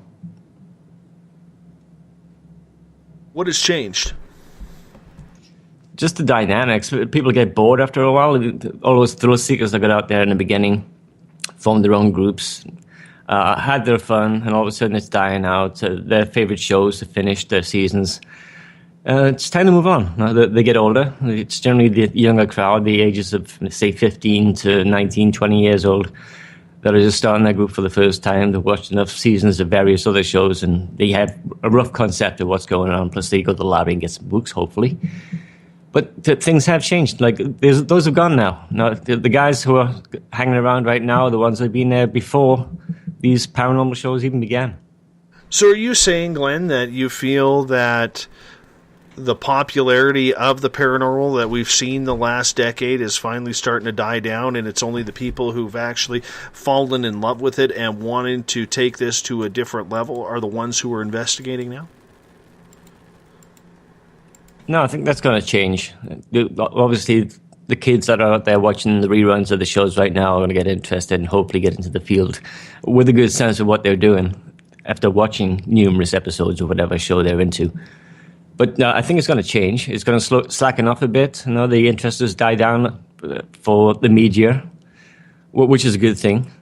But on the other side, it's not a good thing. Like, we're 5 or 6 years behind up here in Canada, trying to keep up with the Americans down there and their ways of investigating, their ways of promoting what they do. So we may even be gone before they even had a chance to do something up here north. Randy, what's your thoughts on that? Do you think it's a 50-50 split between people still searching for that elusive dollar and actually trying to learn something, what's going on? Well, I only can comment on this side of the pond. It's dropping off tremendously. Here it was almost 80-20. 80% being wanted to get paid, wanted to do television shows. Again, I'm in the state of Pennsylvania. This is where some of the television shows were born, filmed, etc. They put people to work, paid families, and in the end, it turned out to be nothing but, a paycheck. In the end, this field has turned, and I agree with Glenn, at 50-50 or even less. People taking it a little more seriously. The investment dollars that people are putting out for this, are tremendous. But what do you do with all of this equipment? What was suggested to me in 2012 with a medium from California was the preservation of a TV show and putting it on YouTube. I interviewed, one of the things I've interviewed groups around the United States since 2012. That's on Z-Talk Radio. So if you go to show archives, for those who are interested, Dave, you'll see a predominancy of groups all over the United States and Canada. And that's how I think I met Glenn that way. And did I, Glenn? I think we did. But when we refocused our efforts and understanding of the truism of the quote-unquote money, people walked away from this, said, how do I make money from this? And that's when people started stealing money years and years ago, which is now ended. Ridiculous amounts. I stole $200 or $300. Come on, folks. And then they're getting arrested. The gentleman in Ohio got arrested, I think, for $800 or $900. Come on. Let's get away from this ridiculous banter. That is all disappeared. What we're looking at today is trying to understand what we're doing, because nobody now is running the show. So therefore, if somebody has walked in to be a newbie, where are they going to get the A to Z how to build an organization? That's one of the problems. Do you agree or disagree? Derek? Derek's not there. I agree with Randy, actually. What I was going to say, no, I can't even remember what I was going to say now because I was waiting for Derek to answer. Damn. Damn it, Derek. Where did Derek go? He threw me off. What? Oh, there he is. A to Z. I heard A to Z. Yeah, go ahead. No, please, go ahead. There are, even what Glenn said and Randy said, there's a lot of paranormal that have been out there for such a long time. I would say one of the most interesting ones at the very beginning was Haunted Canada, and that itself was a documentary at the very beginning. And then it started in the UK many years ago, even when Derek Okora, another Derek, who was a medium, they brought him on, and it became quite interesting in the show itself. It's entertaining. Entertaining. Then they brought in other mediums. Then they wanted to make it more competitive to see which medium's better than which other medium. They split them up in other rooms, and it come to the point, and then next thing you know, you're actually catching people throwing stones, like literally physically throwing stones down the stairs, and oh my God, something's there. They come to the point where you're going like, really, you guys go that far having to throw stones, and think that's supposed to be haunting, and so everybody caught on, and then it went to the U.S. Then the United States started picking it up. And they really wanted to look good. They really tried to. I would guess you say the plumbers that started it, and then everybody else got on board, trying to make it as hauntingly as possible to do all the investigations. But they were trying to find the facts. It's almost like these TV shows. I want to find the facts, and like Dragnet, and just the facts, ma'am. But that's what they're trying to do at the beginning, and then. I guess you'd say the writers kept on, and they wanted to script things up, and they said, well, we need a little more action here. We need some people to get mad at each other. We need some people to do some stupid, crazy crap. And that's where they had one guy running from a distance, and he's supposed to get himself scared and go, run, dude. Next thing you know, everybody makes a big deal about it, and then everybody's on board. So they wanted drama. Then they want people not getting along with each other, and it's a fight. So it's almost like Ed TV, and then it's competitive again, where who shows who. They keep on changing it around. Where how can you make it better? How can you make it better? How can you make it better? How can you make it better? A ghost is a ghost is a ghost is a ghost. A haunting is a haunting is a haunting. There is no difference. It can get no different than if you've got a Bigfoot walking through a haunted house and an alien standing next to him, you've got a hell of a show. I want to be there when that happens. Yes. Dave, you've been on fundraisers with us. You've seen the average age of the participant who are showing up. Absolutely. Yeah, it's generally in the mid-30s to mid-40s. Occasionally we'll get a younger person who wants to attend with us, which is fine as long as he sticks with his guardian and with me. But the average age generally is 35 to 45. For sure. And I think as we hit that mid part of life, we start thinking a little bit more, Glenn, in regards to our own humanity and our own fate. We start to think, is there life after life? We want to know. And I think that's the reason why that age group between 30 and 45, when we start getting very curious, because we're at that halfway point. We're through our party 20s, and if you've had a good 20s like I did, or like a few of us did, you want to be able to take advantage of it. But all of a sudden, there comes that time when you hit that mortal area where you start realizing, oh goodness, I'm at the halfway point, or I'm beyond the halfway point on the average age for men and or women, so it gets there. I can see why that age category is so affected by wanting to learn.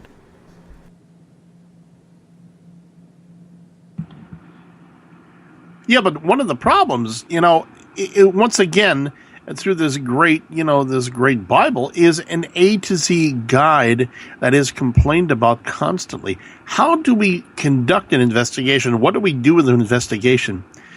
One of the things that they did here locally, the word reveal is copywritten. The word ghost hunters is copywritten. And it's been reminded in our local Pennsylvania area that if we use the words publicly for an investigation, especially for a fundraiser, that it can be shut down. In the past, the studio has shut down, I know, events, and they have forced groups over in England to change their name from the Ghost Hunters to another group. So the copywritten, infringements are slowly showing up. One of the other problems we see out here is the youngest person we've seen here in the state of Pennsylvania is between 10 and 11 years old. Now, and I agree, Glenn, and everybody about guardians, but they're asking the same thing. How do we do a paranormal investigation? Aren't we missing one key element here? How do we start? Where do we end? What do we do? Who is actually running the show to where we go? I mean, Dave, you run a great radio show, and you've set a lot of standards. But the question here is, what do we do A to Z? Well, first off, you're dealing with 3 Canadians here, so we don't understand the letter Z. What is a Z? What's a Z? Is that like a Z? I think it's a Z, man. The Z is the end aspect to all of this. So when I look at an investment paper, when you're looking at the Z aspect of this, you're looking at the end part of this. So if I am called into an investigation, how am I going to start and where am I going to end? That Z or N. Does that make a little more sense? Yeah, that's a lot better. We always start the same way. We all talk about the history, except for Derek. Like, Derek's not really allowed to know where we're going most of the time anyway. I just pick him up and say, hey, you're going away for 4 days, and jump in the back and tell me when we get there. And that's the best way to deal with Derek, otherwise he'll be probably sitting on Google and Googling the shit out of it. Just kidding, Derek. But I didn't say that about you. Anyway, but other than Derek, we talk about the history of the location before we even get in there. We don't really worry too much about claims of activity. I leave it up to the location itself to show me what it has to offer, and then we'll base it on the claims of activity afterwards, which seems to be working backwards in a sort of a way, but it also helps us a lot with some credibility with our claims. Let's get to a question from our audience here. Elizabeth is asking, and Derek, we'll start with you on this one. How do you qualify and quantify what is significance in a paranormal investigation? How do you qualify or quantify? Means who's better than who, or how strong, how gifted are you? Do you need to be to go on investigation? Do you know, it doesn't mean how gifted you have to be or how good you are. If you are believing that you can do the job and go on location and help make contact with those that have passed away, or and feeling safe, you should feel qualified. If those people that are choosing you to feel to be qualified, they'll ask you. If you're going to go on your own, just by yourself to investigate something, it's not a good idea, because sometimes there are people that have gotten hurt physically. But I would say your best bet to do is, if you feel that you need to have qualifications, how many people do you know really are certified paranormal investigators? How many people do you know that have registered licenses to be investigators? Well, I can tell you this right now. In the UK, you have to be licensed. You have to have a license to investigate. You have to have a license to be a medium. You cannot go out there and proclaim to be a medium. You have to have a license. Also, Glenn knows this too, you're also only allowed to use your skills at certain hours of each day. So it's not as easy as most people think. They are very protective the government's very protective of what we do. It's because of what happened historically many years ago, back in around the Second World War, that they believed that a medium almost caused a major war and or sabotage in the country. So they're very protective of what we can see. They believe it. They believe what we do. So we have to be really aware of what goes on in our surroundings, and we have to believe in our heart that we can do the job. Having to prove yourself, I mean, that's something that the amazing Randy will try to get you to do, is to prove yourself, be how good you are, and no one can prove anything unless you can believe yourself that you can do the job. And it takes the people that choose you. Randy, your thoughts on Elizabeth's questions. How do you qualify and quantify what is significance in a paranormal investigation? Well, that we come back again to the idea of the standard. What are we quantifying and qualifying in an investigation? What is an investigation? How do I start an investigation? So if I'm quantifying and qualifying, what am I qualifying and quantifying? Is it scientific evidence? Is it religion? Are we back again shoveling the baku all over the floor again just to do an investigation? What we don't understand is the quantifying of evidence. What is evidence? What is paranormal? What does it mean? How do I look at a paper and write a paper that goes from start to finish based upon an investigation? Or like the Warrens, writing The Conjuring, etc., of investigating techniques. We lack that understanding, and now we start going out and use the euphemism of television and DVDs and whatnot to build this. So when we're trying to quantify and qualify, what is she asking? Is she asking for evidence? Good question. Now, what evidence are we going to quantify? Are we going to quantify, is there a ghost? Are we going to quantify, is there a haunting? Are we going to quantify a question? That's a very open question. It's like I would say the food is delicious. Well, your next question is what food? What is delicious? By the time we're done quantifying and qualifying an investigation, we have to have a certain, again, beginning and ending understanding of techniques and understanding what we're doing. But are we all on the same page what a paranormal investigation actually is? I highly doubt that. Glenn, your thoughts? On what a paranormal investigation is? On how do you quantify and qualify what is significance in a paranormal investigation?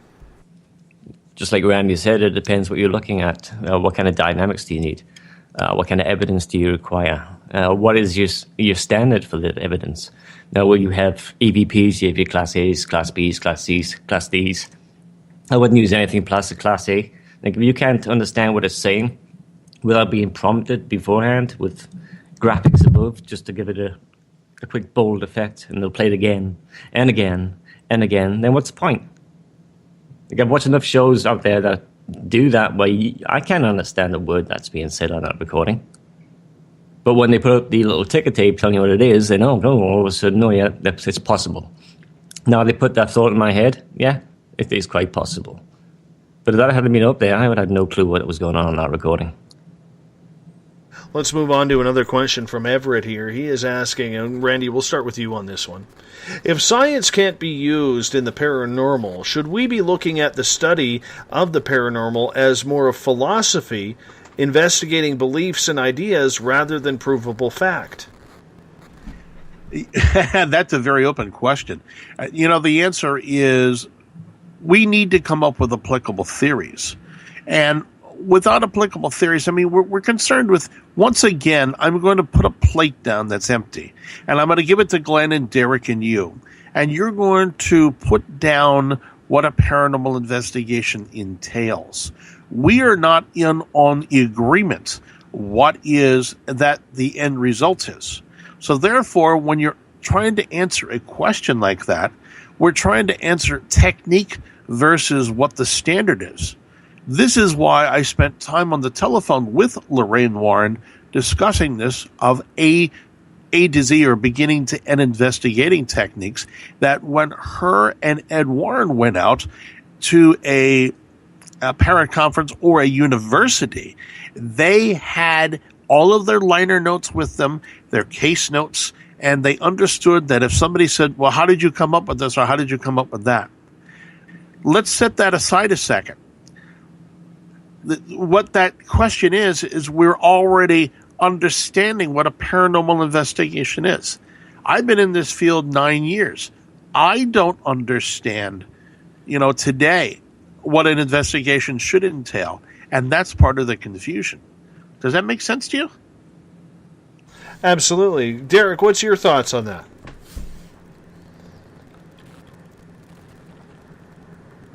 I've been in the field with cows and pigs and horses. Yeah.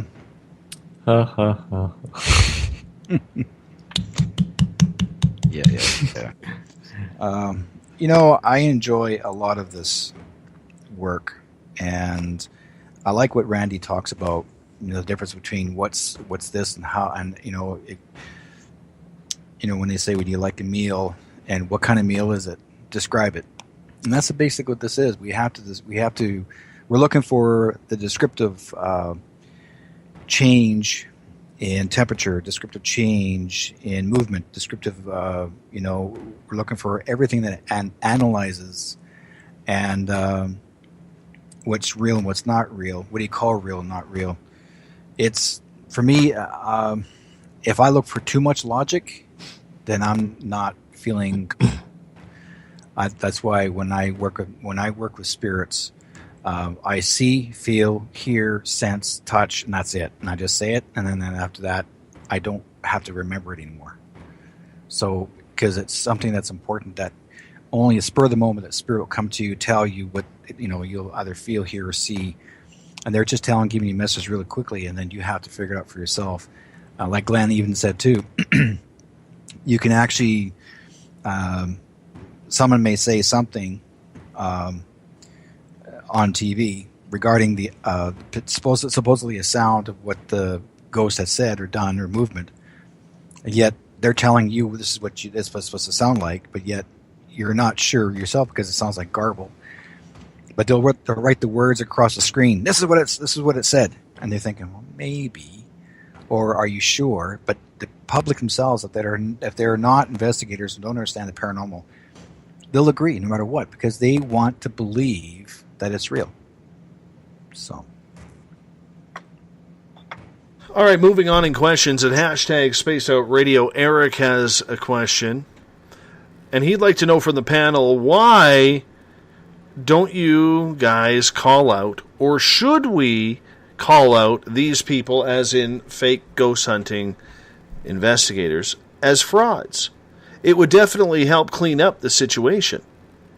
Glenn, what's your thoughts? Who you gonna tell is the good guy and the bad guy here? You can't start accusing people of being frauds without getting some serious legal action on your backside, guaranteed. So you've got that issue right off the bat. No, I understand that, but let's take Steve Huff for a minute. Okay, he took a lot of backlash over his ghost box versions of getting a hold of dead celebrities the moment, within hours after they died, saying, oh, well, you have to be as close to dead time as possible in order to get a good connection. We don't know that. We could theorize, but we don't know that. So at what point let me rephrase the question then, Glenn. At what point should we be critical of people's motivations in this field? I'm not sure we should really be critical of anybody's opinions or choices. Like Randy said earlier, when we talk about stuff, he'll put his information down on the plate, I'll put mine, Derek will put his, you'll put yours. At the end of the day, we all have a full plate. So I don't know what the arguing or the bickering and all the bullshit that goes with what we're doing in the paranormal field should destroy what we're doing, which the end cause is either helping entities move on to the next realm, finding out what that particular realm is and what an entity is to begin with, And are we really talking to past relatives that have passed on ahead of us? Maybe something different. Who knows? Derek, your thoughts? Oh, this is my favorite subject. Okay. There is a moment that the TV series Most Haunted was on in Britain. And years ago, Derek Cora was about to quit his job. He was going to step down and do something else. And what the hell's her name, Gwen, something that I can't remember. Anyways, the lady that was running the whole show, she suddenly got heard, like suddenly on the show itself, she got really upset and she said, "Oh, well, Derek's a fraud. He's a fake. I can prove it. He's a fake. He's a fraud." Like suddenly now, because he wanted to leave, she got really upset. And for the longest time, it took a long time for Derek to clear his name, because what she ended up doing, she took recordings of bloopers, and she wanted Derek to make up stories just for fun and have jokes around it. Anyway, she recorded all this stuff on film.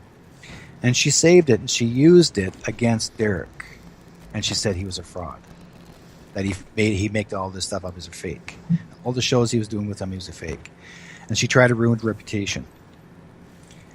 So the thing is that you're going to come across people like that are going to try to misuse or to basically ruin your reputation.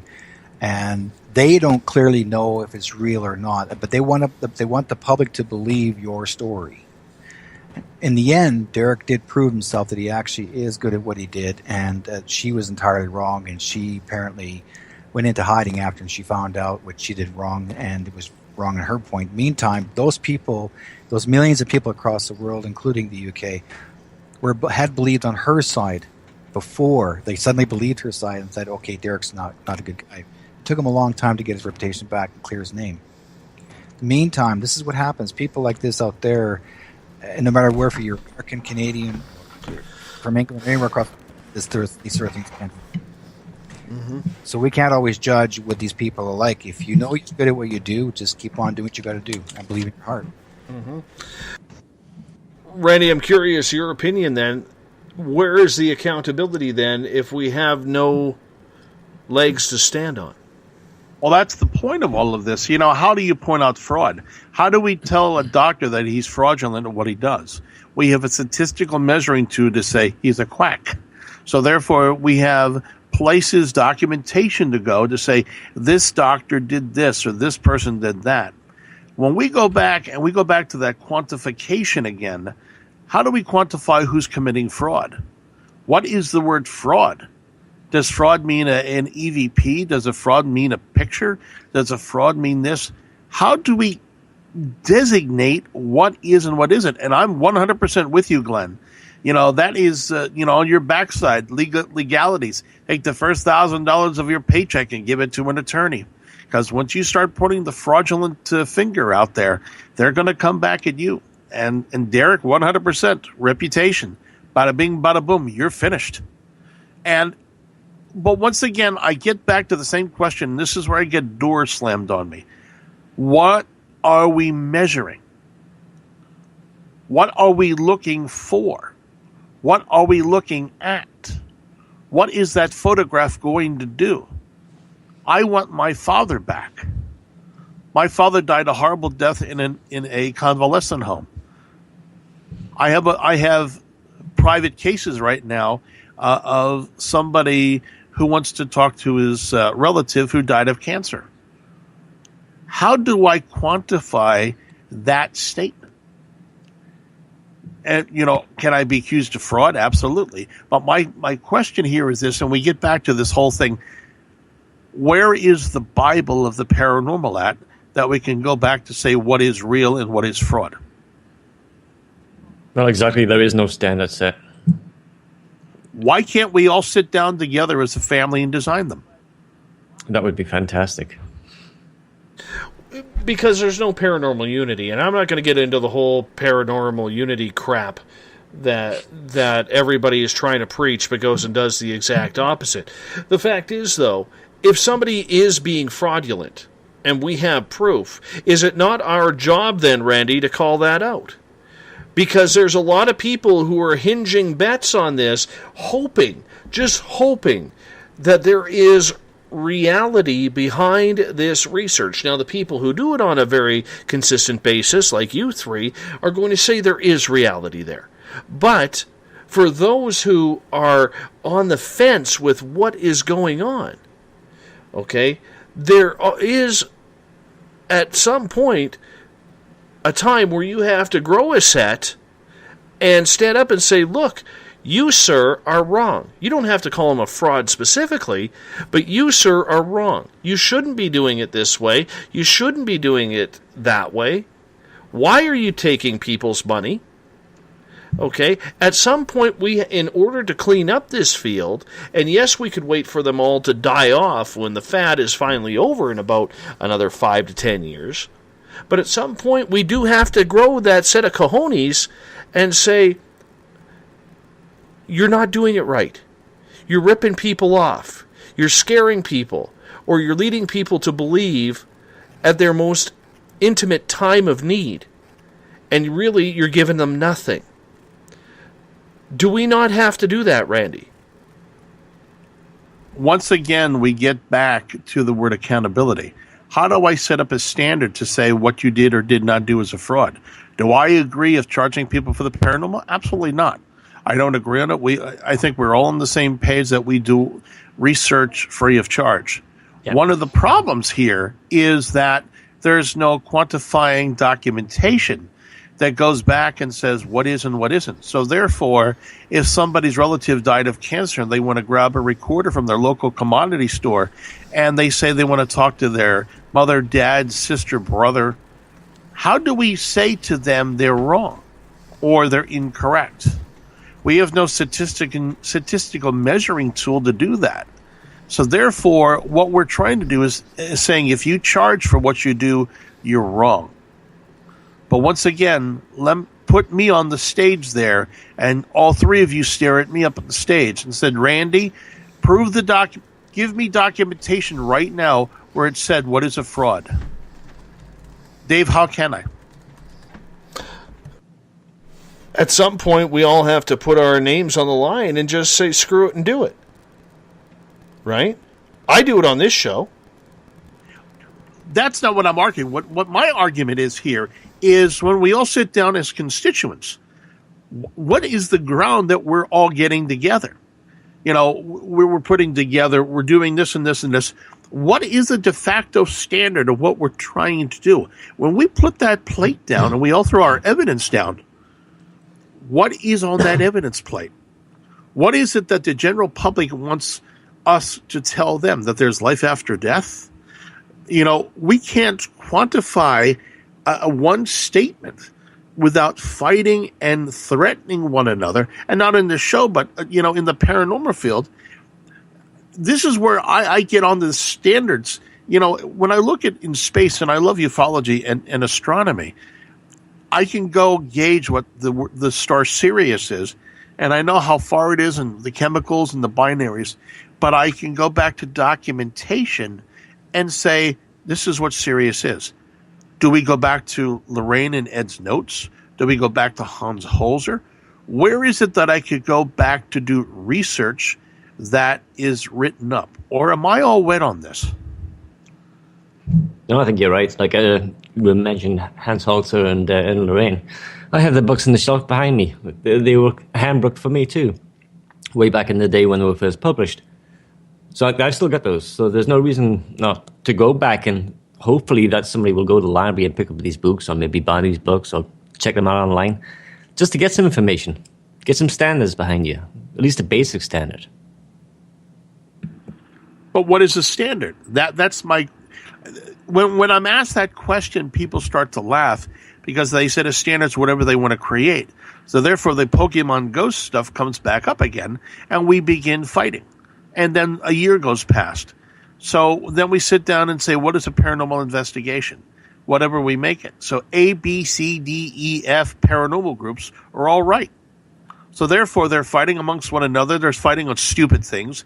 I have a major haunted family right now who is using sexual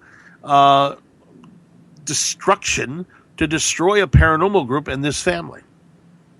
And I don't know what to say to this person.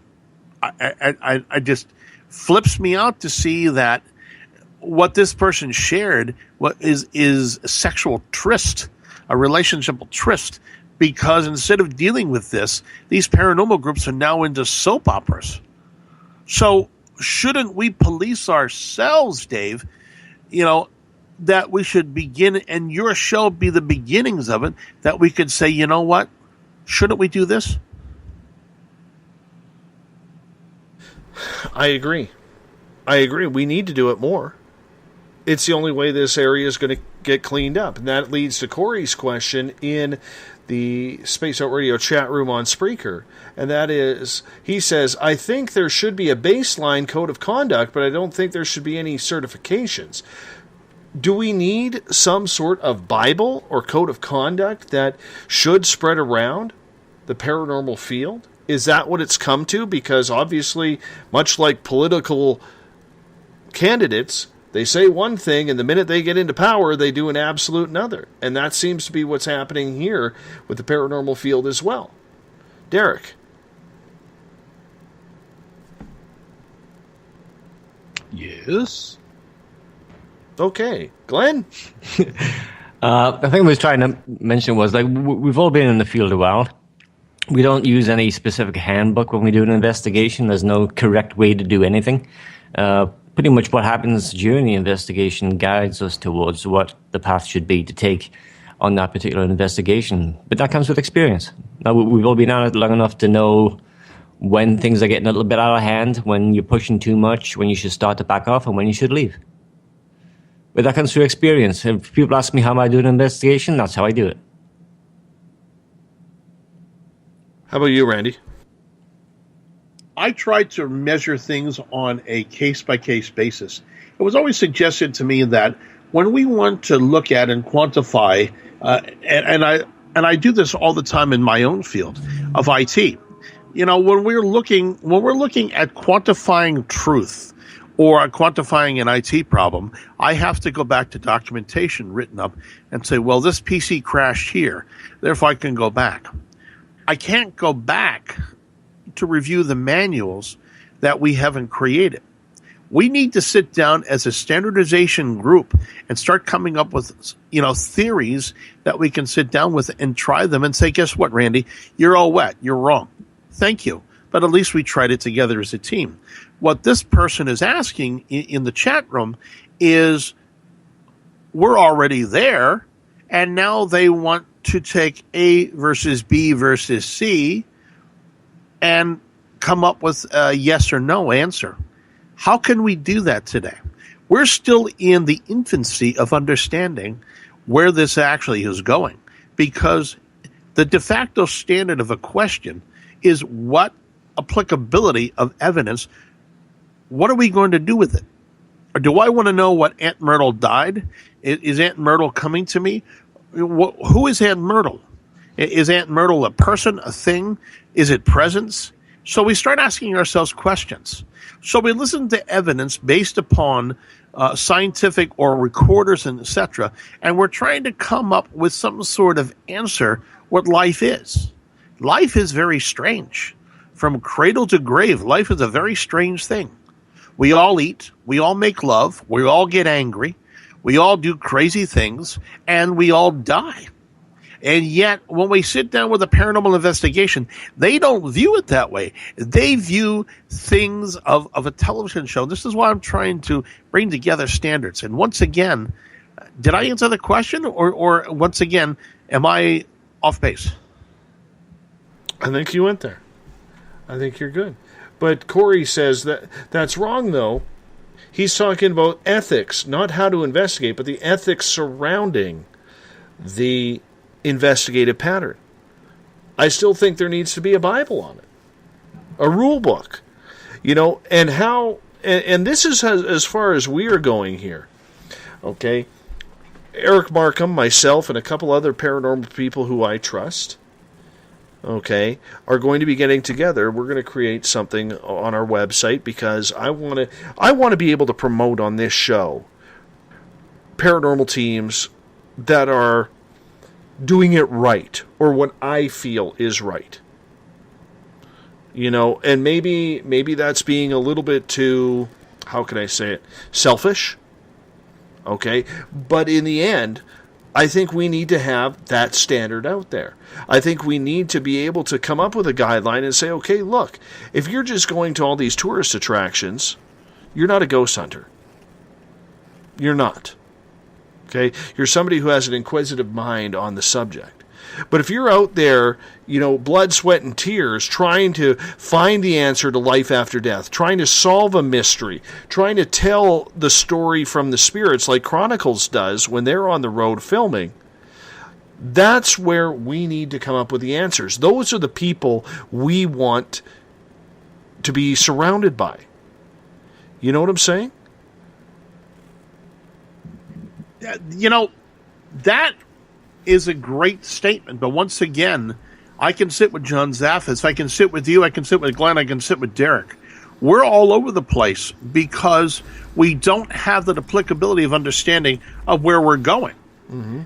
And so now we sit down and we watch our television shows and, you know, and watch the movies and watch everything. And in the end, somebody asked me a question, and I'm going to ask this gentleman a question. The ethics, which means there's already documentation to go back to. We're the ones developing this here on this show right now. And we don't like people charging, etc. But are we considered the people that will set the standard in the United States and the world? Somebody's got to step up, though. Somebody has to step up and say enough is enough. Derek, what's your thoughts on that?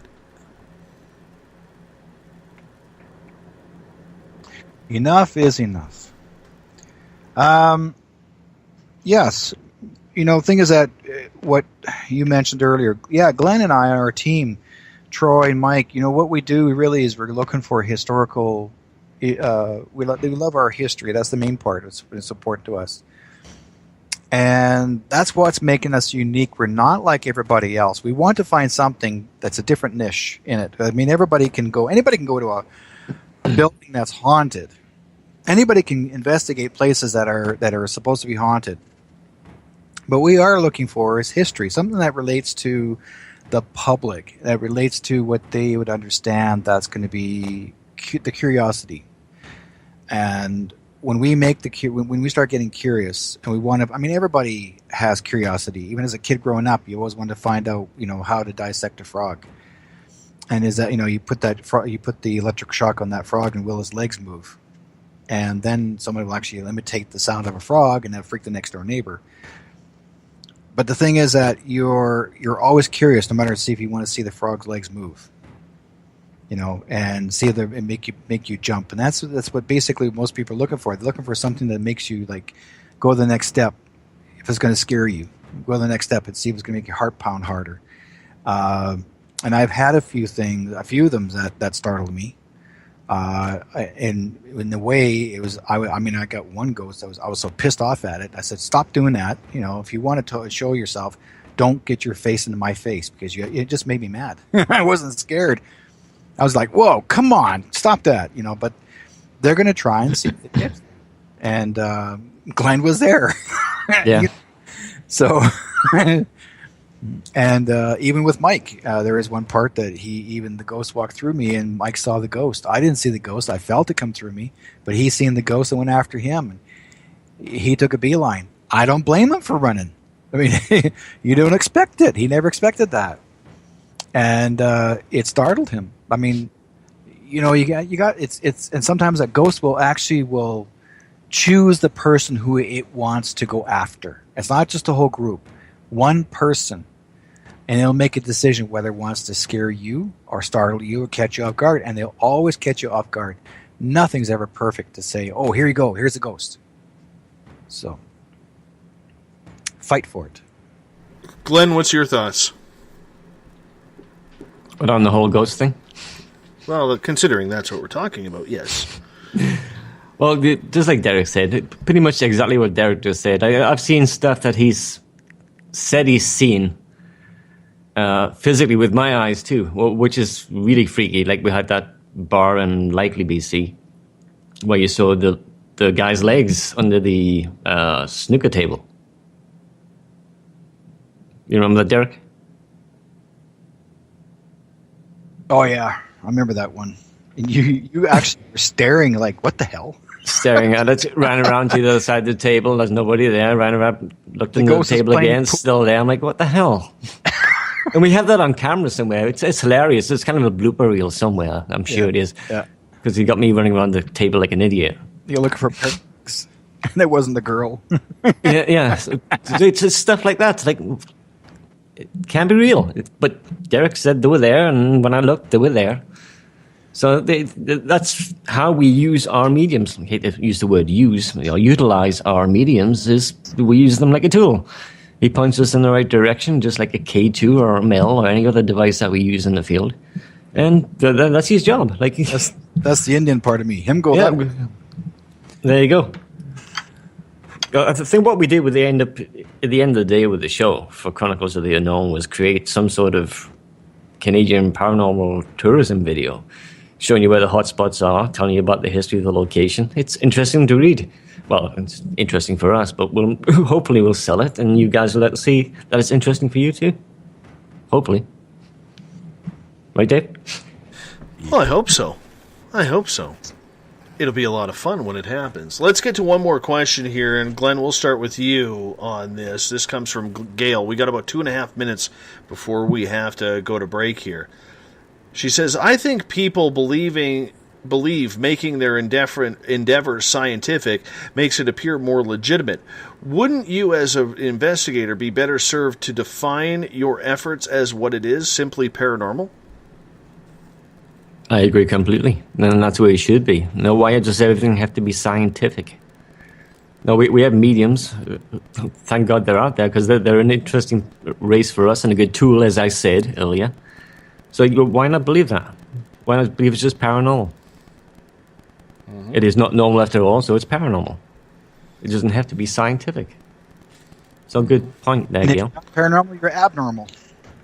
Abnormal, supernatural, whatever. Yeah. Mm-hmm. Derek, your thoughts? Oh, it's basically what, like Glenn said. If you're, that's what I'm saying. If it's not paranormal, it's abnormal. I mean, we even, like you guys mentioned about Hans Holzer. I mean, I remember reading about him years ago, and I mean, this guy here. I remember. I thought, gee, that name looks familiar. Watching the TV series that was on TV for a couple of years now, and it's called The Other Side. I'm thinking, I know that name from somewhere. Like somebody used that name once before. And I thought, okay, so I accidentally was reading one of my books on Hans Holzer. Inside, Hans Holzer himself was the original guy that actually created the name The Other Side.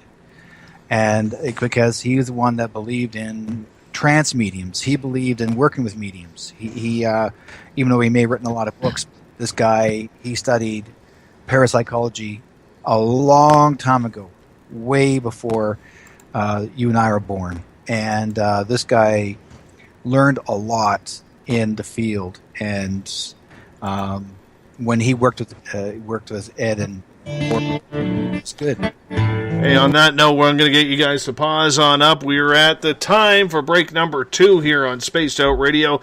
Chronicles of the Unknown with Glenn Ferguson and Derek White Sky Cloud, along with Randy Plesser from Zed Talk Radio. You're listening to the Mighty SOR. We'll be back after this next break with more paranormal talk and your questions after this. The SOR Sightlines is a place for you to find answers to your strange experiences. Hi there, this is Mike Schmidt. If you have had an encounter with ghosts, UFOs, Bigfoot, ETs, or anything else that doesn't make sense, head to spacedoutradio.com and file a Sightlines report. All information you give is 100% confidential, and I will personally help you find the answers you need. SOR Sightlines, your answers are a click away. Have you got your Cosmic Passport? If you need one, tune in to Cosmic Passport on Spaced Out Weekend. This is Elizabeth Anglin, ET experiencer, spirit medium, and host of Cosmic Passport.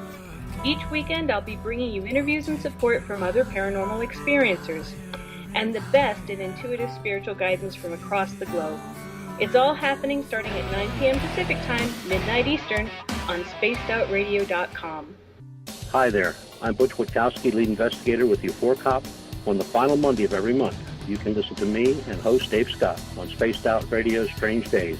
We're going to get to the heart of the matter when it comes to what's happening out there. People are seeing and experiencing things from ET contact to Bigfoot, and I want to hear about it. Your experiences are what we investigators need to help solve these unknown mysteries. So tune in at spacedoutradio.com to the final Monday of every month from Butch Witkowski's Strange Days. Visit purpleplates.com today. For over 40 years, the Purple Energy Plates have been delivering amazing results for their many customers. Inspired by the great genius Nikola Tesla, the harmony, healing, and energetic effects of the plates have proven over and over to be beneficial and often miraculous to thousands of customers. With their money-back guarantee and the many benefits, how can you afford not to get one? Check their site for daily specials and choose from their many energy products. You won't be sorry. Visit them today at purpleplates.com for mind, body, and spirit, and expect a miracle. This is your medium, Joanna, from Spaced Out Weekend, 2 mediums and a large. I would love it if you would come and join us with host James Tyson every other Sunday on Spaced Out Weekend. Together, we will take your calls and your questions live. Our goal is to provide you with a positive outlook on deep questions that you may have. Questions regarding love, relationships, money, or whatever else is on your mind. Come and check us out at spacedoutradio.com. Have you checked out the SOR Spacewire at spacedoutradio.com yet? Every day we post the latest stories regarding the weird, strange, and completely unbelievable.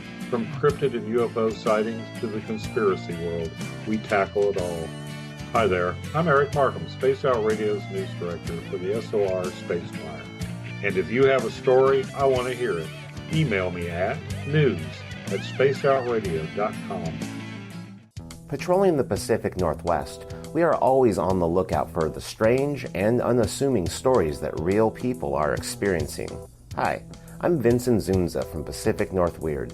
Me and Alexandra Sullivan have teamed to bring to you those odd stories that never seem to make it into the mainstream.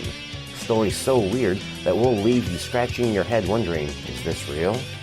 It's as real as it gets with Pacific North Weird. You can watch our videos right here at spacedoutradio.com. Become more intimate and interactive with Spaced Out Radio.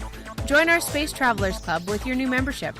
For $5 a month, we'll provide you with special access to the website, monthly prize draws from books to psychic readings, along with monthly newsletter, private interviews, and more. Sign up today to be part of Spaced Out Radio's experience. Looking for a place to advertise at a very reasonable cost? Look no further than Spaced Out Radio. SpacedOutRadio.com has an advertising tab that you can click to check out our daily, weekly, and monthly packages to play on the radio, or our website including social media. From commercial spots to banners, we have it all. Check out our competitive pricing today. Don't have time to listen to Spaced Out Radio live? Wherever you are, the car, the office, the shower, or even if you're traveling, we're right here for you. Each Spaced Out Radio show can be found on iTunes, TuneIn, and on our YouTube channel, Spaced Out Radio Show. It's the perfect way for you to catch up on our shows. For more information, just head over to our website, spacedoutradio.com, and tune in to us today.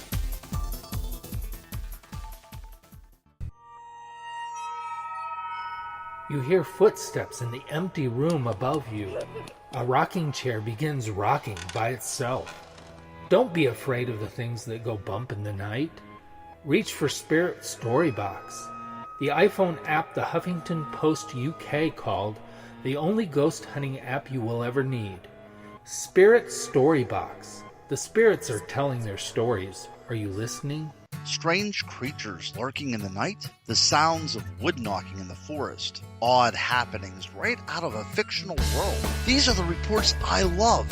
Hi there, this is author Ronald Murphy, and And I would love it if you join me and Spaced Out Radio host Dave Scott the second Wednesday of every month on our journey into the unknown land of cryptozoology at spacedoutradio.com. From Mothman to Frogman and everything in between. Hey, they don't call me the crypto guru for nothing. Did you know that Spaced Out Radio runs 7 days a week? Hi, it's James Tyson from Spaced Out Weekend. Every Saturday and Sunday night, starting at 9 p.m. Pacific, midnight Eastern, you can join me and my guests for some great chatter about what's going on out in the universe, or even in that dark part of the basement you really don't want to go back into. Well, let's find the answers to your experiences together. So come on up to Uncle Jimbo's cabin on the weekend. For more information, look us up at spacedoutradio.com. The views and opinions expressed by tonight's guest and topic of discussion do not necessarily represent the official policy or position of Spaced Out Radio, Spaced Out Weekend, Spaced Out Radio Limited, its hosts, syndicated carriers, or anyone associated with this broadcast. You're listening to Spaced Out Radio with Dave Scott. Follow Dave on Twitter at Spaced Out Radio and hashtag Spaced Out Radio, and on Facebook, Spaced Out Radio Show.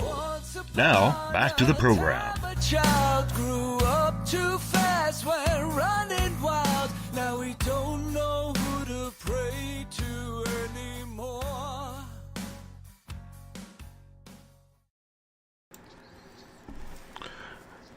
Final hour of Spaced Out Radio tonight. Good to have you all with us on this Monday night, early Tuesday morning if you're on the East Coast, or Tuesday afternoon if you're in Australia like Andy and Steve tonight.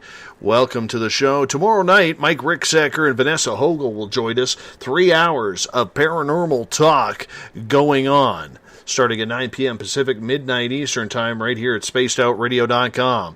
We want to welcome in everyone listening in on the United Public Radio Network, live on 107.7 FM in New Orleans and over 160 countries around the world. Good to have you with us. We are also live on Renegade Talk Radio in Las Vegas and on Revolution Radio. Remember, the Double R Machine is a donation station financed by you, the valued listener. Head on over to freedomslips.com and donate today. Bill Cardwell has set the password for tonight, the SOR Space Travelers Club, Baccalaureate. Baccalaureate is your password, so make sure you use it wisely. If you're a space traveler, Bill Cardwell sets the password each and every night on this show. If you want to follow us on social media, you can do so on Twitter at Spaced Out Radio. Use the hashtag Spaced Out Radio to chat with us live during the show as well. Thank you so much for those who do it each and every night during this broadcast. You can give our Facebook page a like, Spaced Out Radio Show. Tune us in on TuneIn, download this show and others on iTunes, and our website is spacedoutradio.com. While there, we have a plethora of features for you, including joining the SOR Space Travelers Club at $5 a month. We are talking with Chronicles of the Unknown, Glenn Ferguson and Derek Whitesky, along with Zed Talk Radio's Randy Plesser, because we're in Canada, so we'll use the Z over the Z. Yes, I'm pointing at you, Eric, at hashtag Spaced Out Radio. Gentlemen, welcome back. Hey. Thank you. All right, let's get to some audience questions here, because they are fired up, and we got a bunch of questions here. Eric Cooper wants to know, Glenn, are you going to be growing a beard for the Forest Moon Paracon this year? No time soon. I've got baby skin on certain areas of my face, and I've never been able to grow a beard, so sorry, bud. Mm-hmm. I may get scruffy for you, but that's about as far as it's going to get. I say you give it a try. Let's get to another question. This one comes from Gail. And Randy, we'll start with you on this one. How does the public get notified of a fraud? This isn't a Harry Potter book, and there is no daily profit, especially when it comes to the paranormal. Usually in the past, and I'm only speaking of here locally, the police are notified when there is a theft. People usually take money and then report it, so the police usually report it in the newspapers. The unfortunate part when we talk about the word fraud is, once again, a measuring tool. A measuring tool is if you charge for an investigation, we're already not in the status quo. 99.99% of the investigators are not going to charge. Second, when we look at the media and realize that the police are involved, it's because people are not paying these things back. Police don't want to get involved. Court systems don't want to get involved, especially for $500. You know, by the time you're done, you're paying the court system $30 a week. Arrange that offline. You know, don't let it go there if you guys have a problem. Imagine sitting in a courtroom about $496 that you took from a paranormal group. My gosh, come on, ridiculous, absolutely ridiculous. But we get back again to that question of fraud. In what documentation is the word fraud mentioned? And that is what I keep coming back to, and this is why I keep going for the standards, because I want to put that, you know, that book off the shelf and say, hey, Glenn, you know, hey, Derek, hey, Dave, this at subsection paragraph B, subsection C, this is what it says about fraud. That doesn't exist. What I'd like to do is sit down and write a documentation manual to pull it off the shelf that we have that understanding. Does that make sense? Derek, what do you think? Well, haven't had really anything to do with fraud in the paranormal teams, but I've dealt with fraudism here in BC regarding psychics that are proven to be frauds because they like to set people up and get them all scared and make them feel guilty. They're forking out thousands of dollars. And, you know, it really disturbs me when I see that or hear of it. And then I got to somehow get involved and help that family out to get their money back. And I've done that a few times already. So that's very common. And like I said, I mean, basically we do have the Witchcraft Act here in Canada. It still exists. And it can be used in court if necessary. I know in Manitoba they use it pretty big there.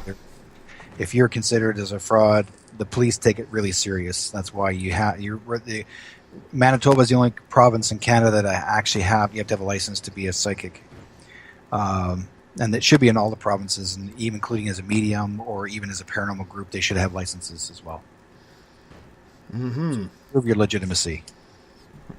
But how do you set the standards for licensing? Well, yeah, that's the thing. I mean, how do you set the standards for licensing a psychic, and yet the city will give you a license if you have proven how long you've been doing it? And sometimes they'll ask you for some case files. References? Yeah, references to prove that you are who you are, and proving that you are good at what you do. But if there is actually any complaints to the police about that particular person or group, they're not going to give you a license. Yeah, but then again, you could turn around and get a dozen of your friends put in references. How are they going to determine that they're not particularly friends of yours? Again, it's have police complaints. Yeah, or, you know, from the public themselves. So if they're getting too many complaints, then the police will keep it a record as well. I mean, it's hard to prove what you can do, but again, I mean, we try to do our best to help the public and to believe in what we can do for them to aid their needs. But that's all I can say on that one. Let's move on here. Bob has a question, and Randy, we'll start with you on this one. When people are ghost hunting, do they ever ask the spirits in other languages other than English? Why do people assume that all ghosts speak English? That's a very good question. I dealt with a paranormal group down outside Philadelphia. It was a soldier who had moved outside the area, and they were getting different language EVPs. And in this case, he was getting Arabic EVPs. So the answer would be yes. He had liner case notes, and I know that the person moved out of state, but we've been getting in all languages. I've heard them in French. I've heard it in Arabic. So in my particular case, I've heard it, in different language. It's not English. And that's one of the concerning things of these TV shows is every time they're in a different location, everything's only English. English is just one language. Derek, I want to ask you that question too, because when we have seen, say, the television shows go into other countries, the ghosts always seem to reply in English. Yet, as a psychic medium who deals in the paranormal, do you have other spirits from other ethnicities and backgrounds speaking to you in English, or do they come at you from your own language, and you have to translate? How does that work? Actually, I've had ghosts take me over and speak their language. I've spoken fluent Japanese to a client. I've spoken fluent Punjabi. I've spoken like as if I'm having a conversation. I've spoken apparently Cantonese, or even or how about with a Cockney accent, like being from Ireland. And I have no knowledge of it. I mean, I think Glenn was with me that one. We did that one house. So the guy was speaking fluent. I think he's Irish, wasn't he? I think it's Scottish. Scottish, yeah. And the guys were there and seen it. And I'm not from Scotland, and I never have. I wouldn't even know how to say the words in a Scottish accent. I grew up 40 miles from the Scottish border, so I pretty much understood everything you were saying. Yeah. So it did help. But as far as getting responses in another language, we've had that before as well. Yeah. Mike on our team speaks reasonably well Cantonese. I speak German and Spanish. So we will ask in a particular property's native language if we can. And if we can't, we'll generally find recordings. You can go on Google, you can get translations of what you want to ask, and then record them and then play them back on scene with another digital voice recorder to capture anything that's responding to anything that's being played on that recorder. And there have been people that actually have said to me too that, how do you know, like your guides, how do you understand their language when you're actually giving someone a reading who actually speaks another language from another country? And I said, because I have guides that come through that are translators, and then I'm just carrying it on in the English translation. Let's move on here. Eric has a question in the Space Out Radio chat room on Spreaker. And Glenn, we'll start with you on this one. Do you think the reason that ghosts show up in cameras when not seen by eyewitnesses is because the human brain filters them out, whereas a camera has no mental filter?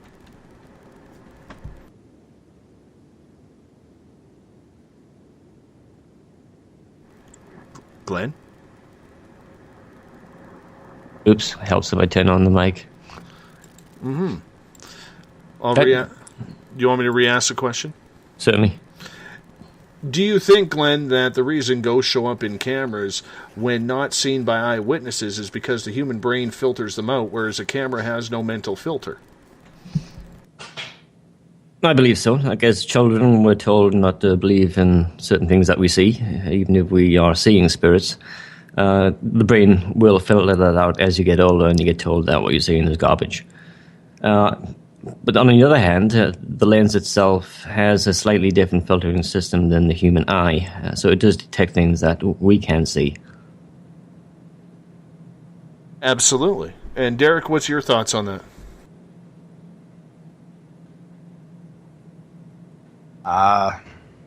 Pretty well what Glenn says, not too much, pretty well the same. Randy? This is where it's interesting with the human condition. I think sometimes if we do see a ghost in a camera, I think that they're just being smart as they would be in human form. And even though we don't see them at the corner of the eye, they walk in front of the camera saying, guess what? Here I am. Come get me. We're always mischievous, no matter what. We always love a joke. And, the one thing that was said, could ghosts like a joke on the other side? Oh, yeah, they do. We've actually played pranks on each other on a few investigations when it's got really slow in the middle of the night, like 3 o'clock in the morning. We're all passing out and falling asleep anyway, so the occasional joke does come up occasionally, a little prank. And we have had responses when pranks have been played where we've heard people in the background that don't belong in the building at that time. Fantastic. Let's get to another question here. This one comes from Everett. He says, the paranormal field always talks about uniform standards, and it goes nowhere. Who sets the standards, and why should other groups follow those standards? Randy? Standards are a very interesting question, and the idea here is develop that standard of that A to Z investigation. Once again, why should I investigate? What's the purpose do I investigate? Do I investigate to help people? Do I investigate, because I want a mind rush? Is it something that I want to do? I want to pull a book off the shelf. I want to know that in page 14, subsection C, number 9, this is what I need to do in a standard investigation. The question here is, if we don't follow a standard, then we all get this big plate. We all throw everything in it and say, guess what? It's all a ghost. It becomes a worthless piece of information, a waste of time to everybody, because once we leave the radio show or leave the paranormal conference or we're no further ahead than we were before. Without the understanding of what is, or the applicability of theory, going back to it, we need to stand up and say, folks, what are we doing this for? Are we doing this for fun or kicks? My wife and I spent a lot of money. What do I want to do? Did I do the same thing as golf? Who spent a lot of money? And this is that's where this sort of thing. Oh, I just got beaten. So back. She just hit him. I just got a hit in the head. I pretty much would have got the same from Janessa anyway, so there you go. But you see, we can't get that Bible off because we need to come together as a paranormal family and understand that. And, this is what I keep trying to push for, because if we don't get to that standard, so where that question's coming from, how do we come to the answer? What is the answer? That is the question. What is the answer? I don't think there is an answer, like a quick black and white answer that you can come up with. It's taking its time. It's going to take forever in development, and by that time, hopefully, we'll start to get recognized by the scientific community. But then again, that could be also a backlash from the 1880s, 1920s, when people were charlatans and soaking people for money to speak with their dead relatives. So why would they take it seriously to begin with because of that history? Mm-hmm. Derek, would you like to chime in on that? Chinaman? No. Standards, it's almost like setting rules and regulations like baseball. Here's the rules. This is how to get to the base. Everyone, there are no rules, and yet I remember some of the psychic schools they have, Stamstead University, places like those that they set standards, and because that's basically what they're told to follow, because that's what the government wants them to follow, which is fine. But when you're on location to do something, those standards sometimes are just thrown out the window, because ghosts won't follow standards, spirits won't follow standards. Anything that's the bump in the night is going to not follow standards. We just go do what we got to do, and we may have some limitations. Some things sometimes we can't always prove, but we try to. We want to really believe that life exists on the other side. That's one thing, and those are some of the standards that we have. We're just researchers, and we want to set those standards, and the same thing with. Same thing with other people that have done research before us many years before. They had standards set too as well. But you can only do so much to prove to get where you need to be, and it's not going to end. I mean, paranormal investigating will always continue. They may even change the name once in a while and change it around and call it something else. There was an old show that used to be on that was people were not called paranormal investigators before. They were called paranormal stoppers. They were called not paranormal stoppers. Sorry, they're called ghost stoppers, not just ghost hunters. They were ghost something else. They're always given different names. And then people, I mean, number one, the word ghost hunter was one of the very first that came in existence back in the 1920s. But some other people have been given other names before. In fact, they made a movie out with Bob Hope, and they called him a ghost stopper. And so there were so many other stories that people had followed, but there's no standards. There's no really rules and regulations. If you need to follow those rules and regulations for standards, fine. People have been ridiculed before, and you'll hear so many stories about so many people have dealt with their reputations. Again, do what you got to do best and make the best of it. And if there is one person or persons that actually have caused disruption, and if you're not happy with them, report them. Then if you need to let people like us know about it, we can try and approach those people and say, hey guys, we heard you're developing a bad reputation and think we need to clean up your act.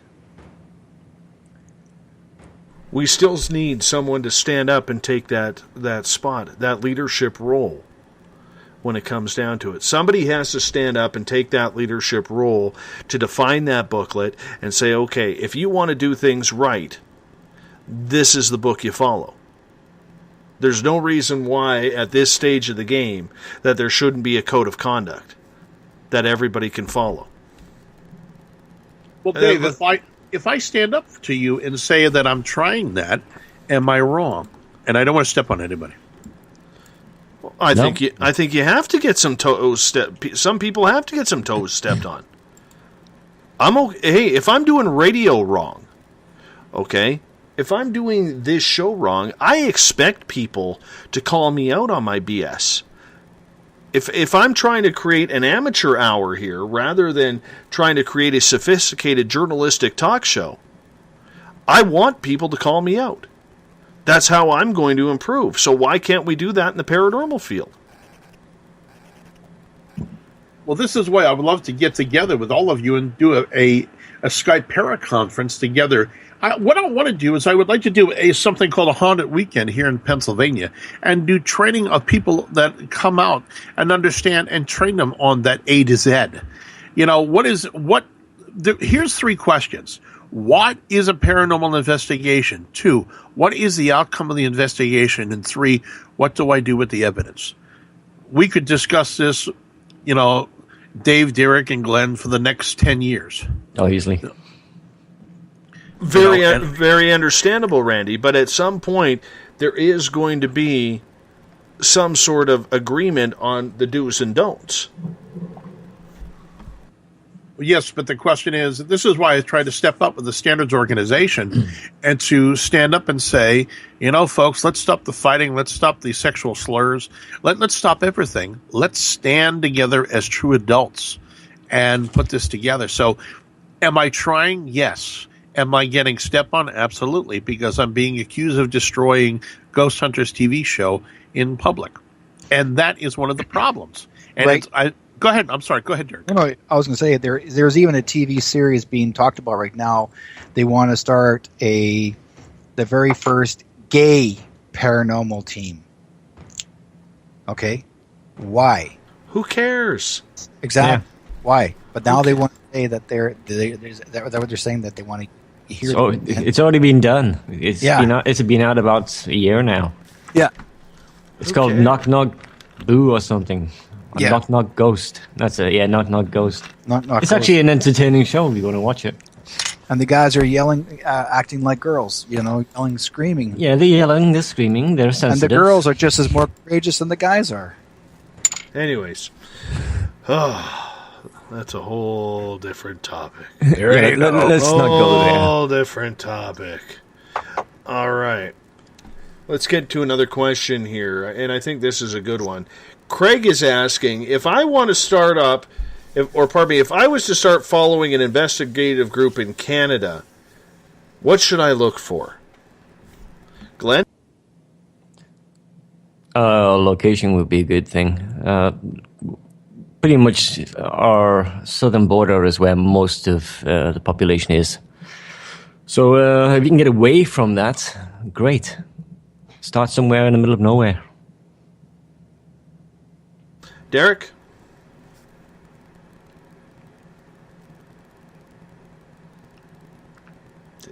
Is he taking a sip of a milkshake or something there? Can't get it out of the straw? Derek? Forgot to turn his mic on. All right. Randy? Yes, sir. What's your thoughts? If you were to follow an investigative team, what would you look for? I would look for one thing. You know, when I walk into an investigation, what investigating techniques am I going to be taught? A group down in South put together a FAQ of every piece of equipment ever created, as well as every investigating technique. So therefore, each time their team got together, they had standardization, they had FAQs on equipment, as well as training in every piece of equipment. Second, do you want to spend your time spinning your wheels, or do you want to go with somebody of quality?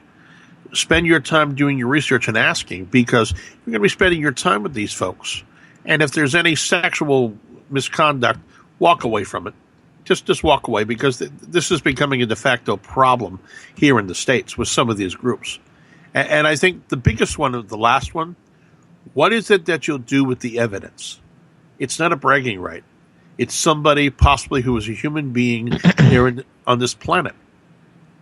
So what do we do with the evidence? Well, if you're most groups out there, we collect it. But what do we do with it? You know, this is the question.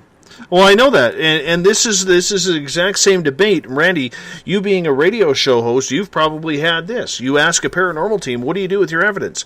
Well, we collect it and we go over it and look for, anomalies or anything like that. Great. What do you do with it after you're done? Well, we put it in our database. Great. What do you do after that when you're done? 98%, 99% of all paranormal teams out there cannot answer that question. Who's trending the information? What's that information being used for? Exactly. We're getting into this failure point of, now I've got 7,000 photographs and 4,000 EVPs. All right. Now I've spent 5 years of my life collecting them. Do I understand what Aunt Myrtle died of? Can I talk to Aunt Myrtle?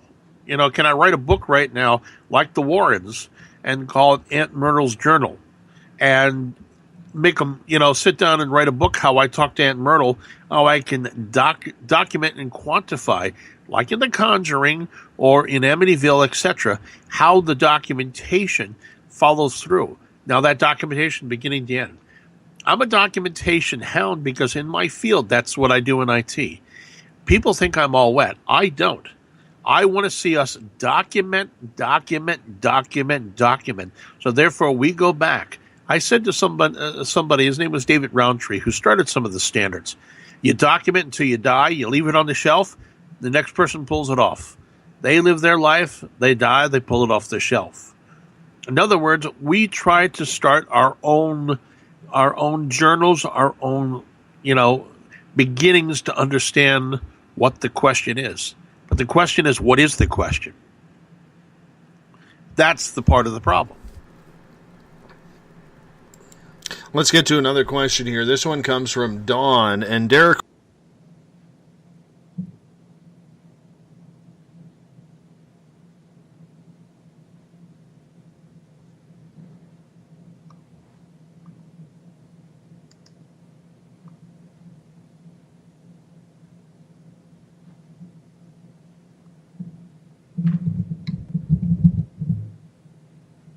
There's no proof. Did we lose somebody here? Yeah, we lost him. well, there we go. Derek, there we go. Yeah. My mic mute button got stuck here. Let's ask you a question. This one's from Dawn. Why is it okay for a medium to charge a few bucks but frown upon paranormal teams from doing it? Oh, you stuck me for that one, eh? It's, I don't know. Some paranormal teams will charge and some don't.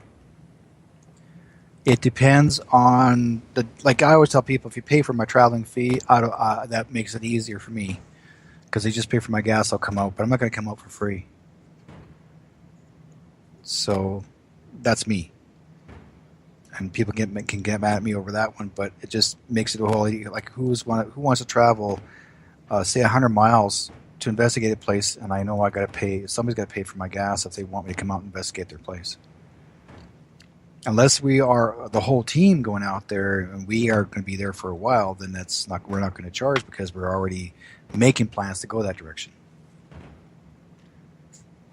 Glenn, what's your thoughts?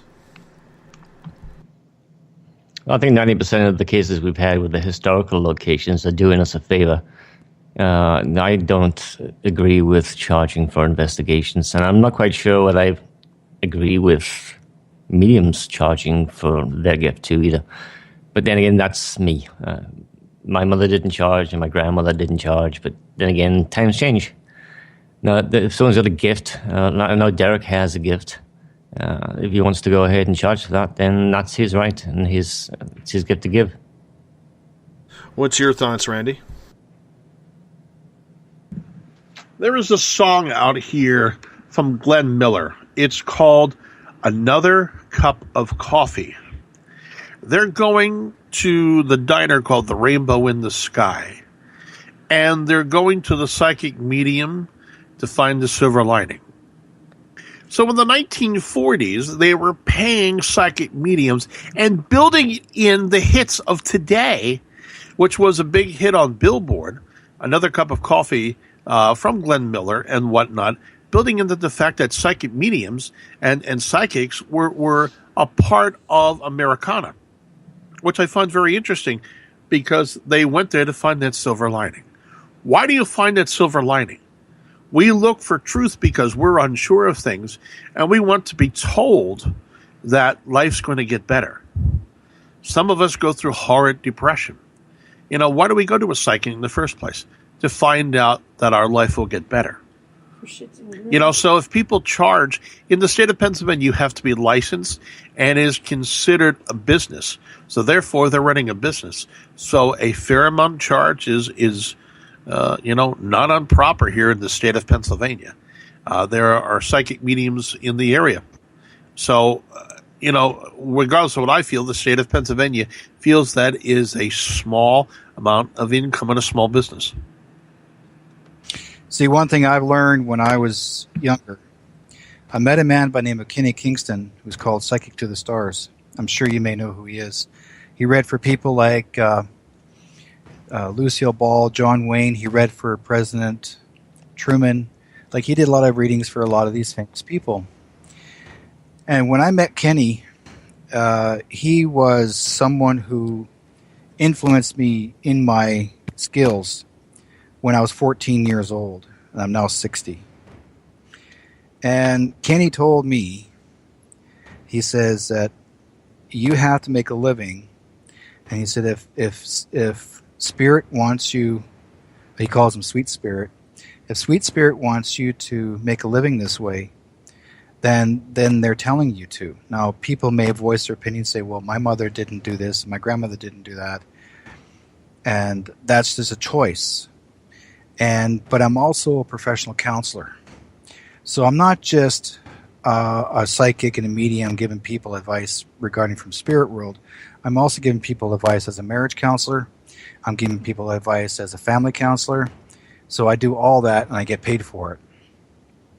That's another reason why. So, but Kenny always says that you have to make a living somewhere, because if you only had a 9-to-5 job and if you're willing to give up many hours of your life to give people readings, back then those years, I'm sure it was a delight to do it. And people felt guilty thinking, well, you're doing God's work. Yes, I am doing God's work. I questioned that when I asked Spirit one time, am I doing the right thing by charging? And they said to me, you wouldn't be here doing this work if you weren't charging, because I'd be a poor man today.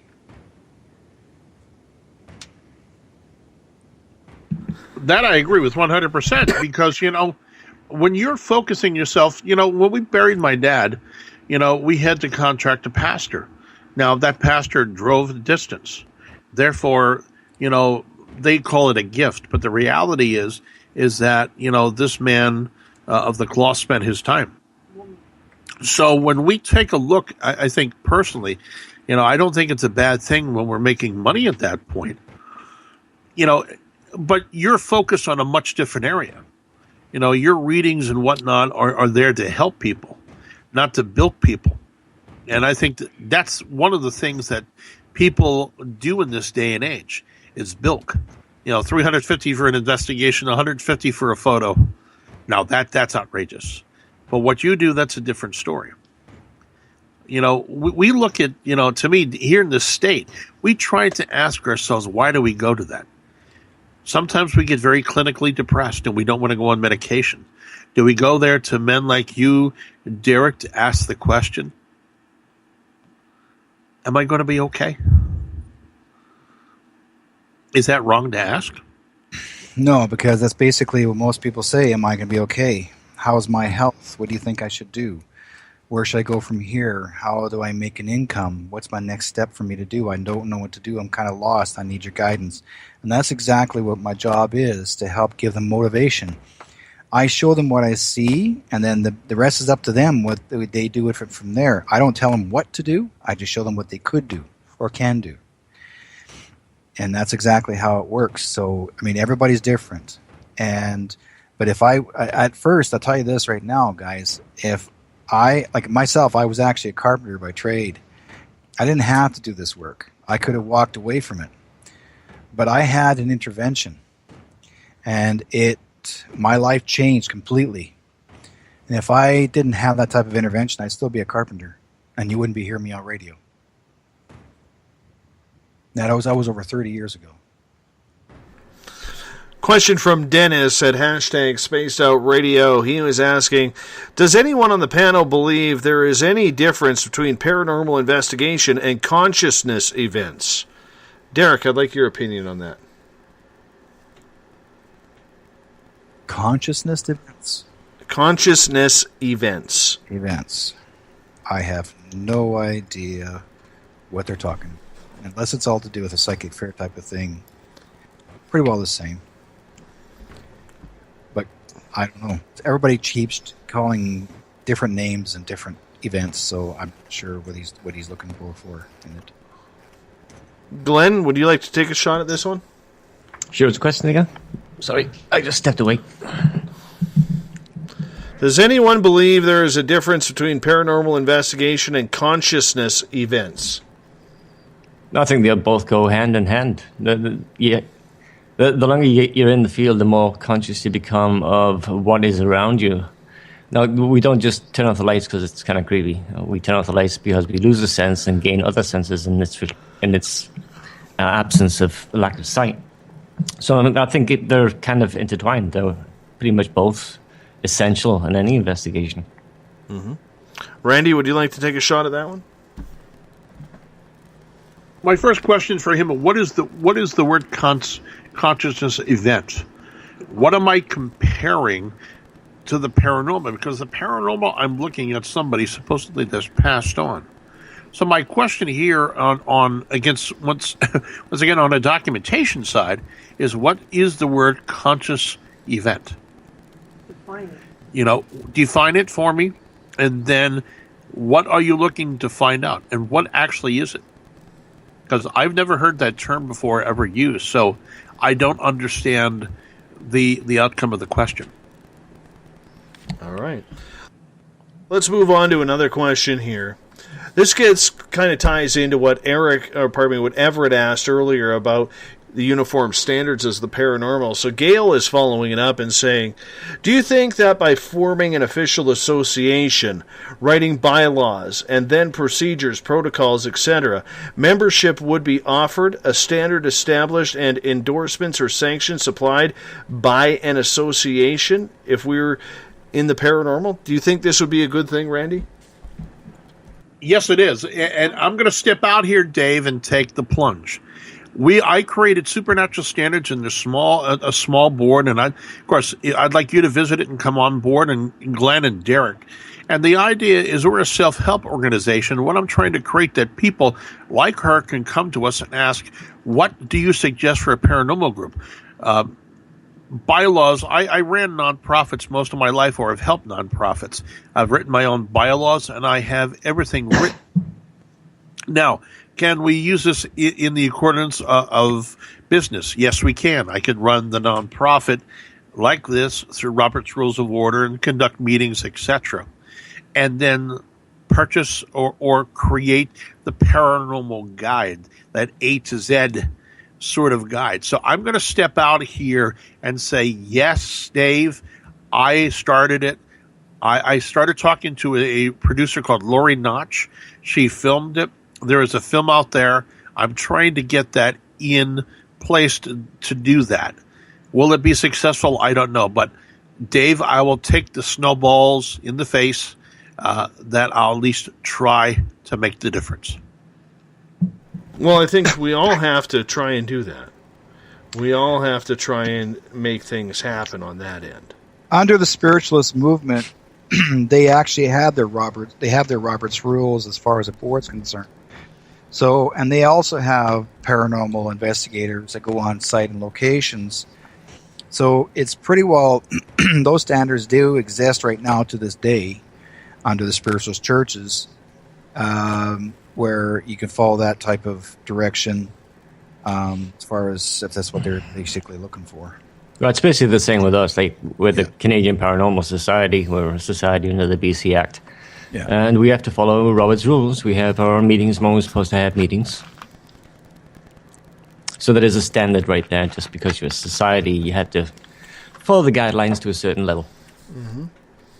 Do you think there's enough people out there who can push the ego away, Randy, to make this sort of paranormal association guideline book or set of standards or code of conduct, whatever you want to call it, possible? Absolutely. We can sit down as a team.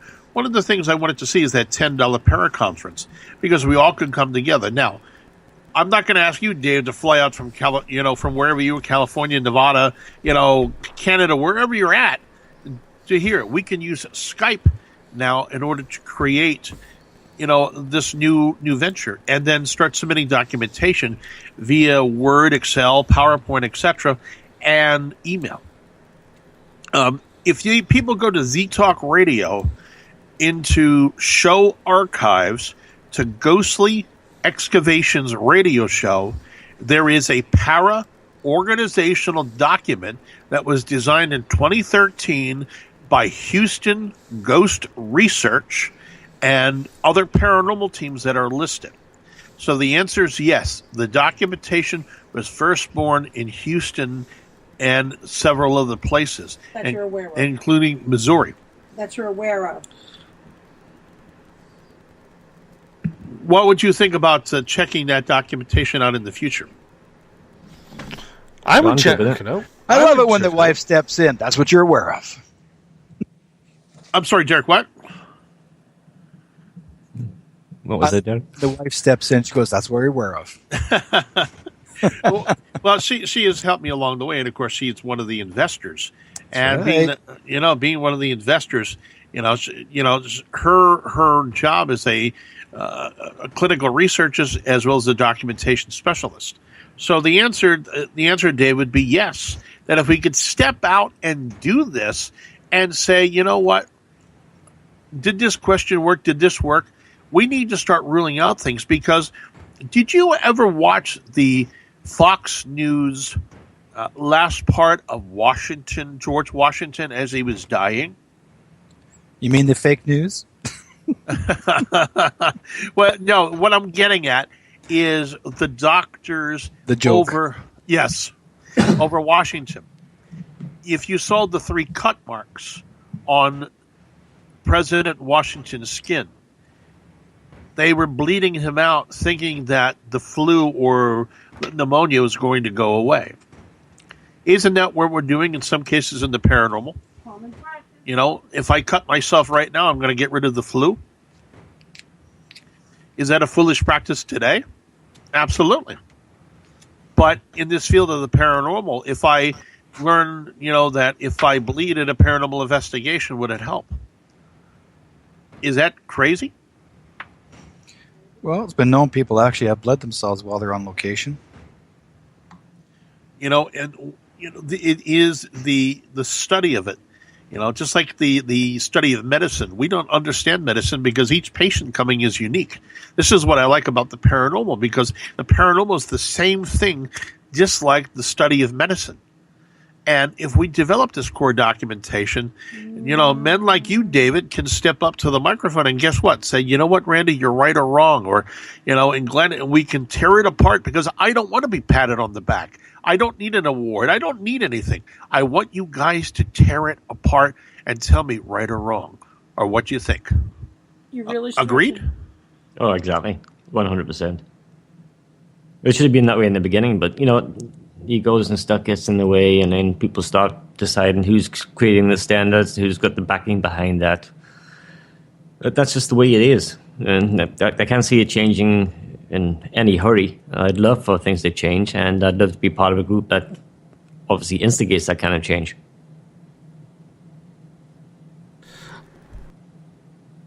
I'd like to see it happen.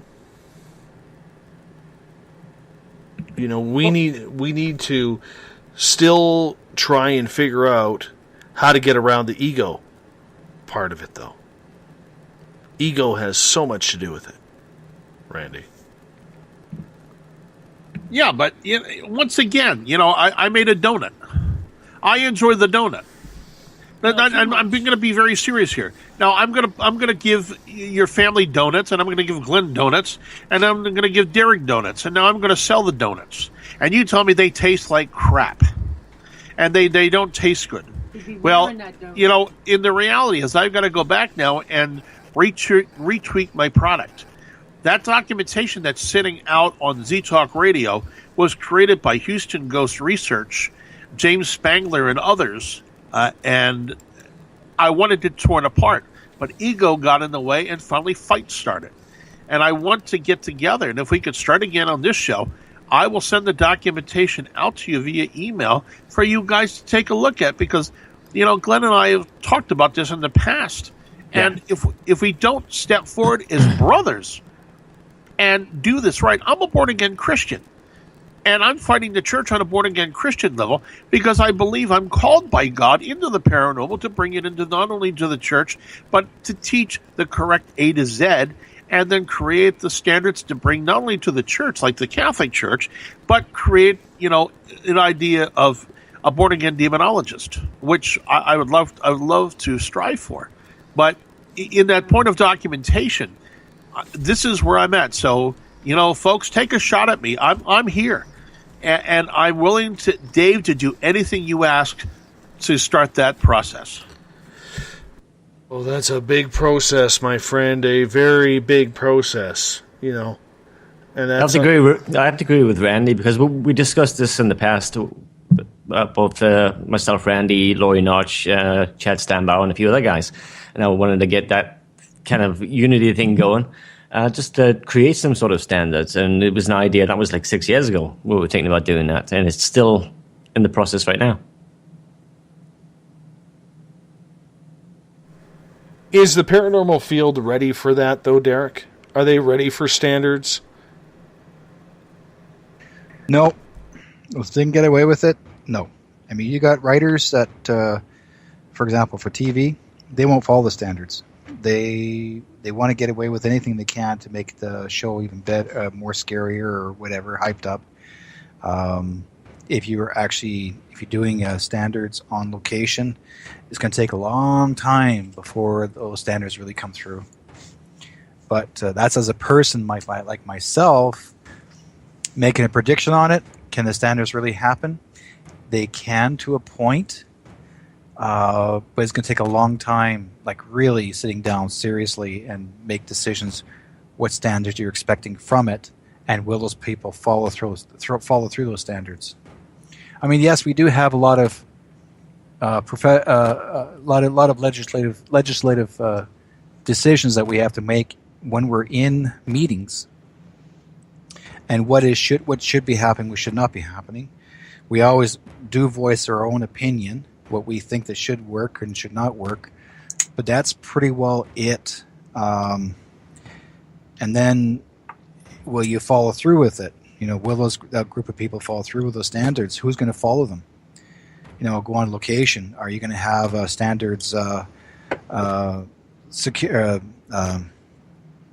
who's like a standard security guy or whatever he call themselves, and will he follow you through the investigation? And he or she, will they follow you and see if you're doing the right thing? And if you make a mistake, do you lose your position as a team member because you made a mistake? So it's going to take time. Corey had a comment in the Space Out Radio chat room on Spreaker. He says, Dave, thank you for taking a stand for paranormal unity and ethics. Thank you for pointing that out, Corey. But the one thing I do want to say is, I'm not about paranormal unity. I don't believe in it. What I believe is that everybody has to buck up, check their egos at the door, and acquire the ethics that everything you do is what we need to do. If I go into my job, my daytime job tomorrow, and I don't have ethics, I don't have a job. I don't have an ability to take care of my family. Everything has to be done with ethics. And yet when it comes to the paranormal field, it seems that we all have the ability to run roughshod, almost like it's anarchy in the ghost world. And as one of our listeners pointed out on hashtag Spaced Out Radio, it's a lack of education. It's a lack of feeling out of control or in control. And it's a lot of things. I do believe that, we could find some sort of standardized solutions to this. I really do believe that. But it has to be taken one team at a time. And those teams who buy into those rules have to, not force people into other decisions, because they can do what they want. But as long as you can build a stable of paranormal teams out there, and that includes the cryptid world and the UFO world, okay? As long as you can build that stable of quality investigators who have the same goal in mind, which is trying to answer questions, not debunk, not play with ghosts, not do the tourism thing, but actually true down and dirty field work in this, then we have the ability to start a movement. That's what it's going to take. Is a movement needs to be started. And maybe it's this show. Maybe it's Randy. Maybe it's the Chronicles team who finally decides to step up and amp it up and say, look, when you're going to investigation, try and figure out what the answers are. What do you want to solve that night? Because getting an EVP is not solving anything. Going to a local bar that's haunted and saying, hey, do you want to have a beer with me, ghost? That's solving nothing. Going to paranormal events, sure, they're fun. You meet some great people. That's not what it's about. Catherine writes in the chat room, then start it, Dave. Start it. It's in the plans. I'm not going to lie. It's in the plans for what we plan on doing. We got a lot of things in the Space Out Radio zone right now that we have to do first. But I can tell you right now, during the show, when the guys were talking, I was totally mentioning that with Everett Thiemer in chat. So it is up and running. It is in a realm of possibility. But people still have to buy in. Randy, we got about 35 seconds for you. Yes, sir. What do you think? Possibility or dream? Neither. Reality. Let's make it happen. Let's get together. Let's do it. Let's sit down. Let's make the friends. Let's get the dinner. Close the door. Get the pizza. I'll put up $20. I'll put up whatever it takes. Let's sit down. Shut up. Let's do it together. Let's be brothers and make it work. Mm-hmm. Do you think it's possible? 100%. We need to come together and sit down and humble ourselves, just like I am as a Christian. I walk into a church, I pray to God, I'll sit there and say I'm a humble Christian. We got to walk in with that humble attitude as these people from all walks of life and say, and I look up and say, Lord, what do you want me to do? And that's what I do every single day. Mm-hmm. Glennard, what do you think? I think it's quite possible. You have the right amount of people behind you who have the idea solid. I think we're pretty much good to go. Like, working with other teams can be problematic. Like, we work with other teams even in the local area where we've either just rubbed each other the wrong way because of the way that we investigate or different styles. So if we can get that worked out, a little niggly bit where, okay, well, why am I forcing my beliefs or the way that I'd investigate something on somebody else when they have their methods? So you have to start to wind down the attitude and the ego and say, hey, let's stick together, let's see if we can work something out and get something going. Mm-hmm. Derek, you got the final word, buddy. Here's my final word. We need to get along. And a lot of paranormal teams, like Glenn said, and there are some teams that don't work out with each other because everybody has their own belief system, so to speak, and they set their own standards. But we'll do our best as professionals we can be, and we like to be out there to help as many people as we possibly can because that's who we are. We are the Chronicles of the Unknown, and we do our best to help people. Mm-hmm. Thank you, gentlemen, for being on the show tonight. You guys hold on. I'm going to wrap this thing up. If you're listening in on the Spaced Out Radio side, you hear Mr. Ron Bumblefoot THAL, formerly of Guns N' Roses, currently of Art of Anarchy, rocking us in and out of every single show. Bumblefoot is the official sound of Spaced Out Radio. Tomorrow night on the program, Mike Ricksecker for hours 1 and 2, his radio partner Vanessa Hogel on for hour number 3. 3 hours of paranormal talk tomorrow night, starting at 9 p.m. Pacific, midnight Eastern Time, right here at spacedoutradio.com. Want to remind you, if you want to listen to this show and others, go to our YouTube channel, Spaced Out Radio Show, for our archives. Tune us in on TuneIn. Download this show and others on iTunes. And, of course, once again, our website is spacedoutradio.com. Thank you so much for everyone tuning in. We've kicked off the week on a pretty good note, and it's only getting better. We got a fun week planned ahead of you, and we look forward to you being here each and every night. Do us a favor. Spread the word on social media. Tell a friend. Hashtag this living hell out of us. Help us build that audience, because we're moving in the right direction, and it's a lot of fun. Thank you, everyone, for tuning in. Talk to you in 21 hours from now. Good night.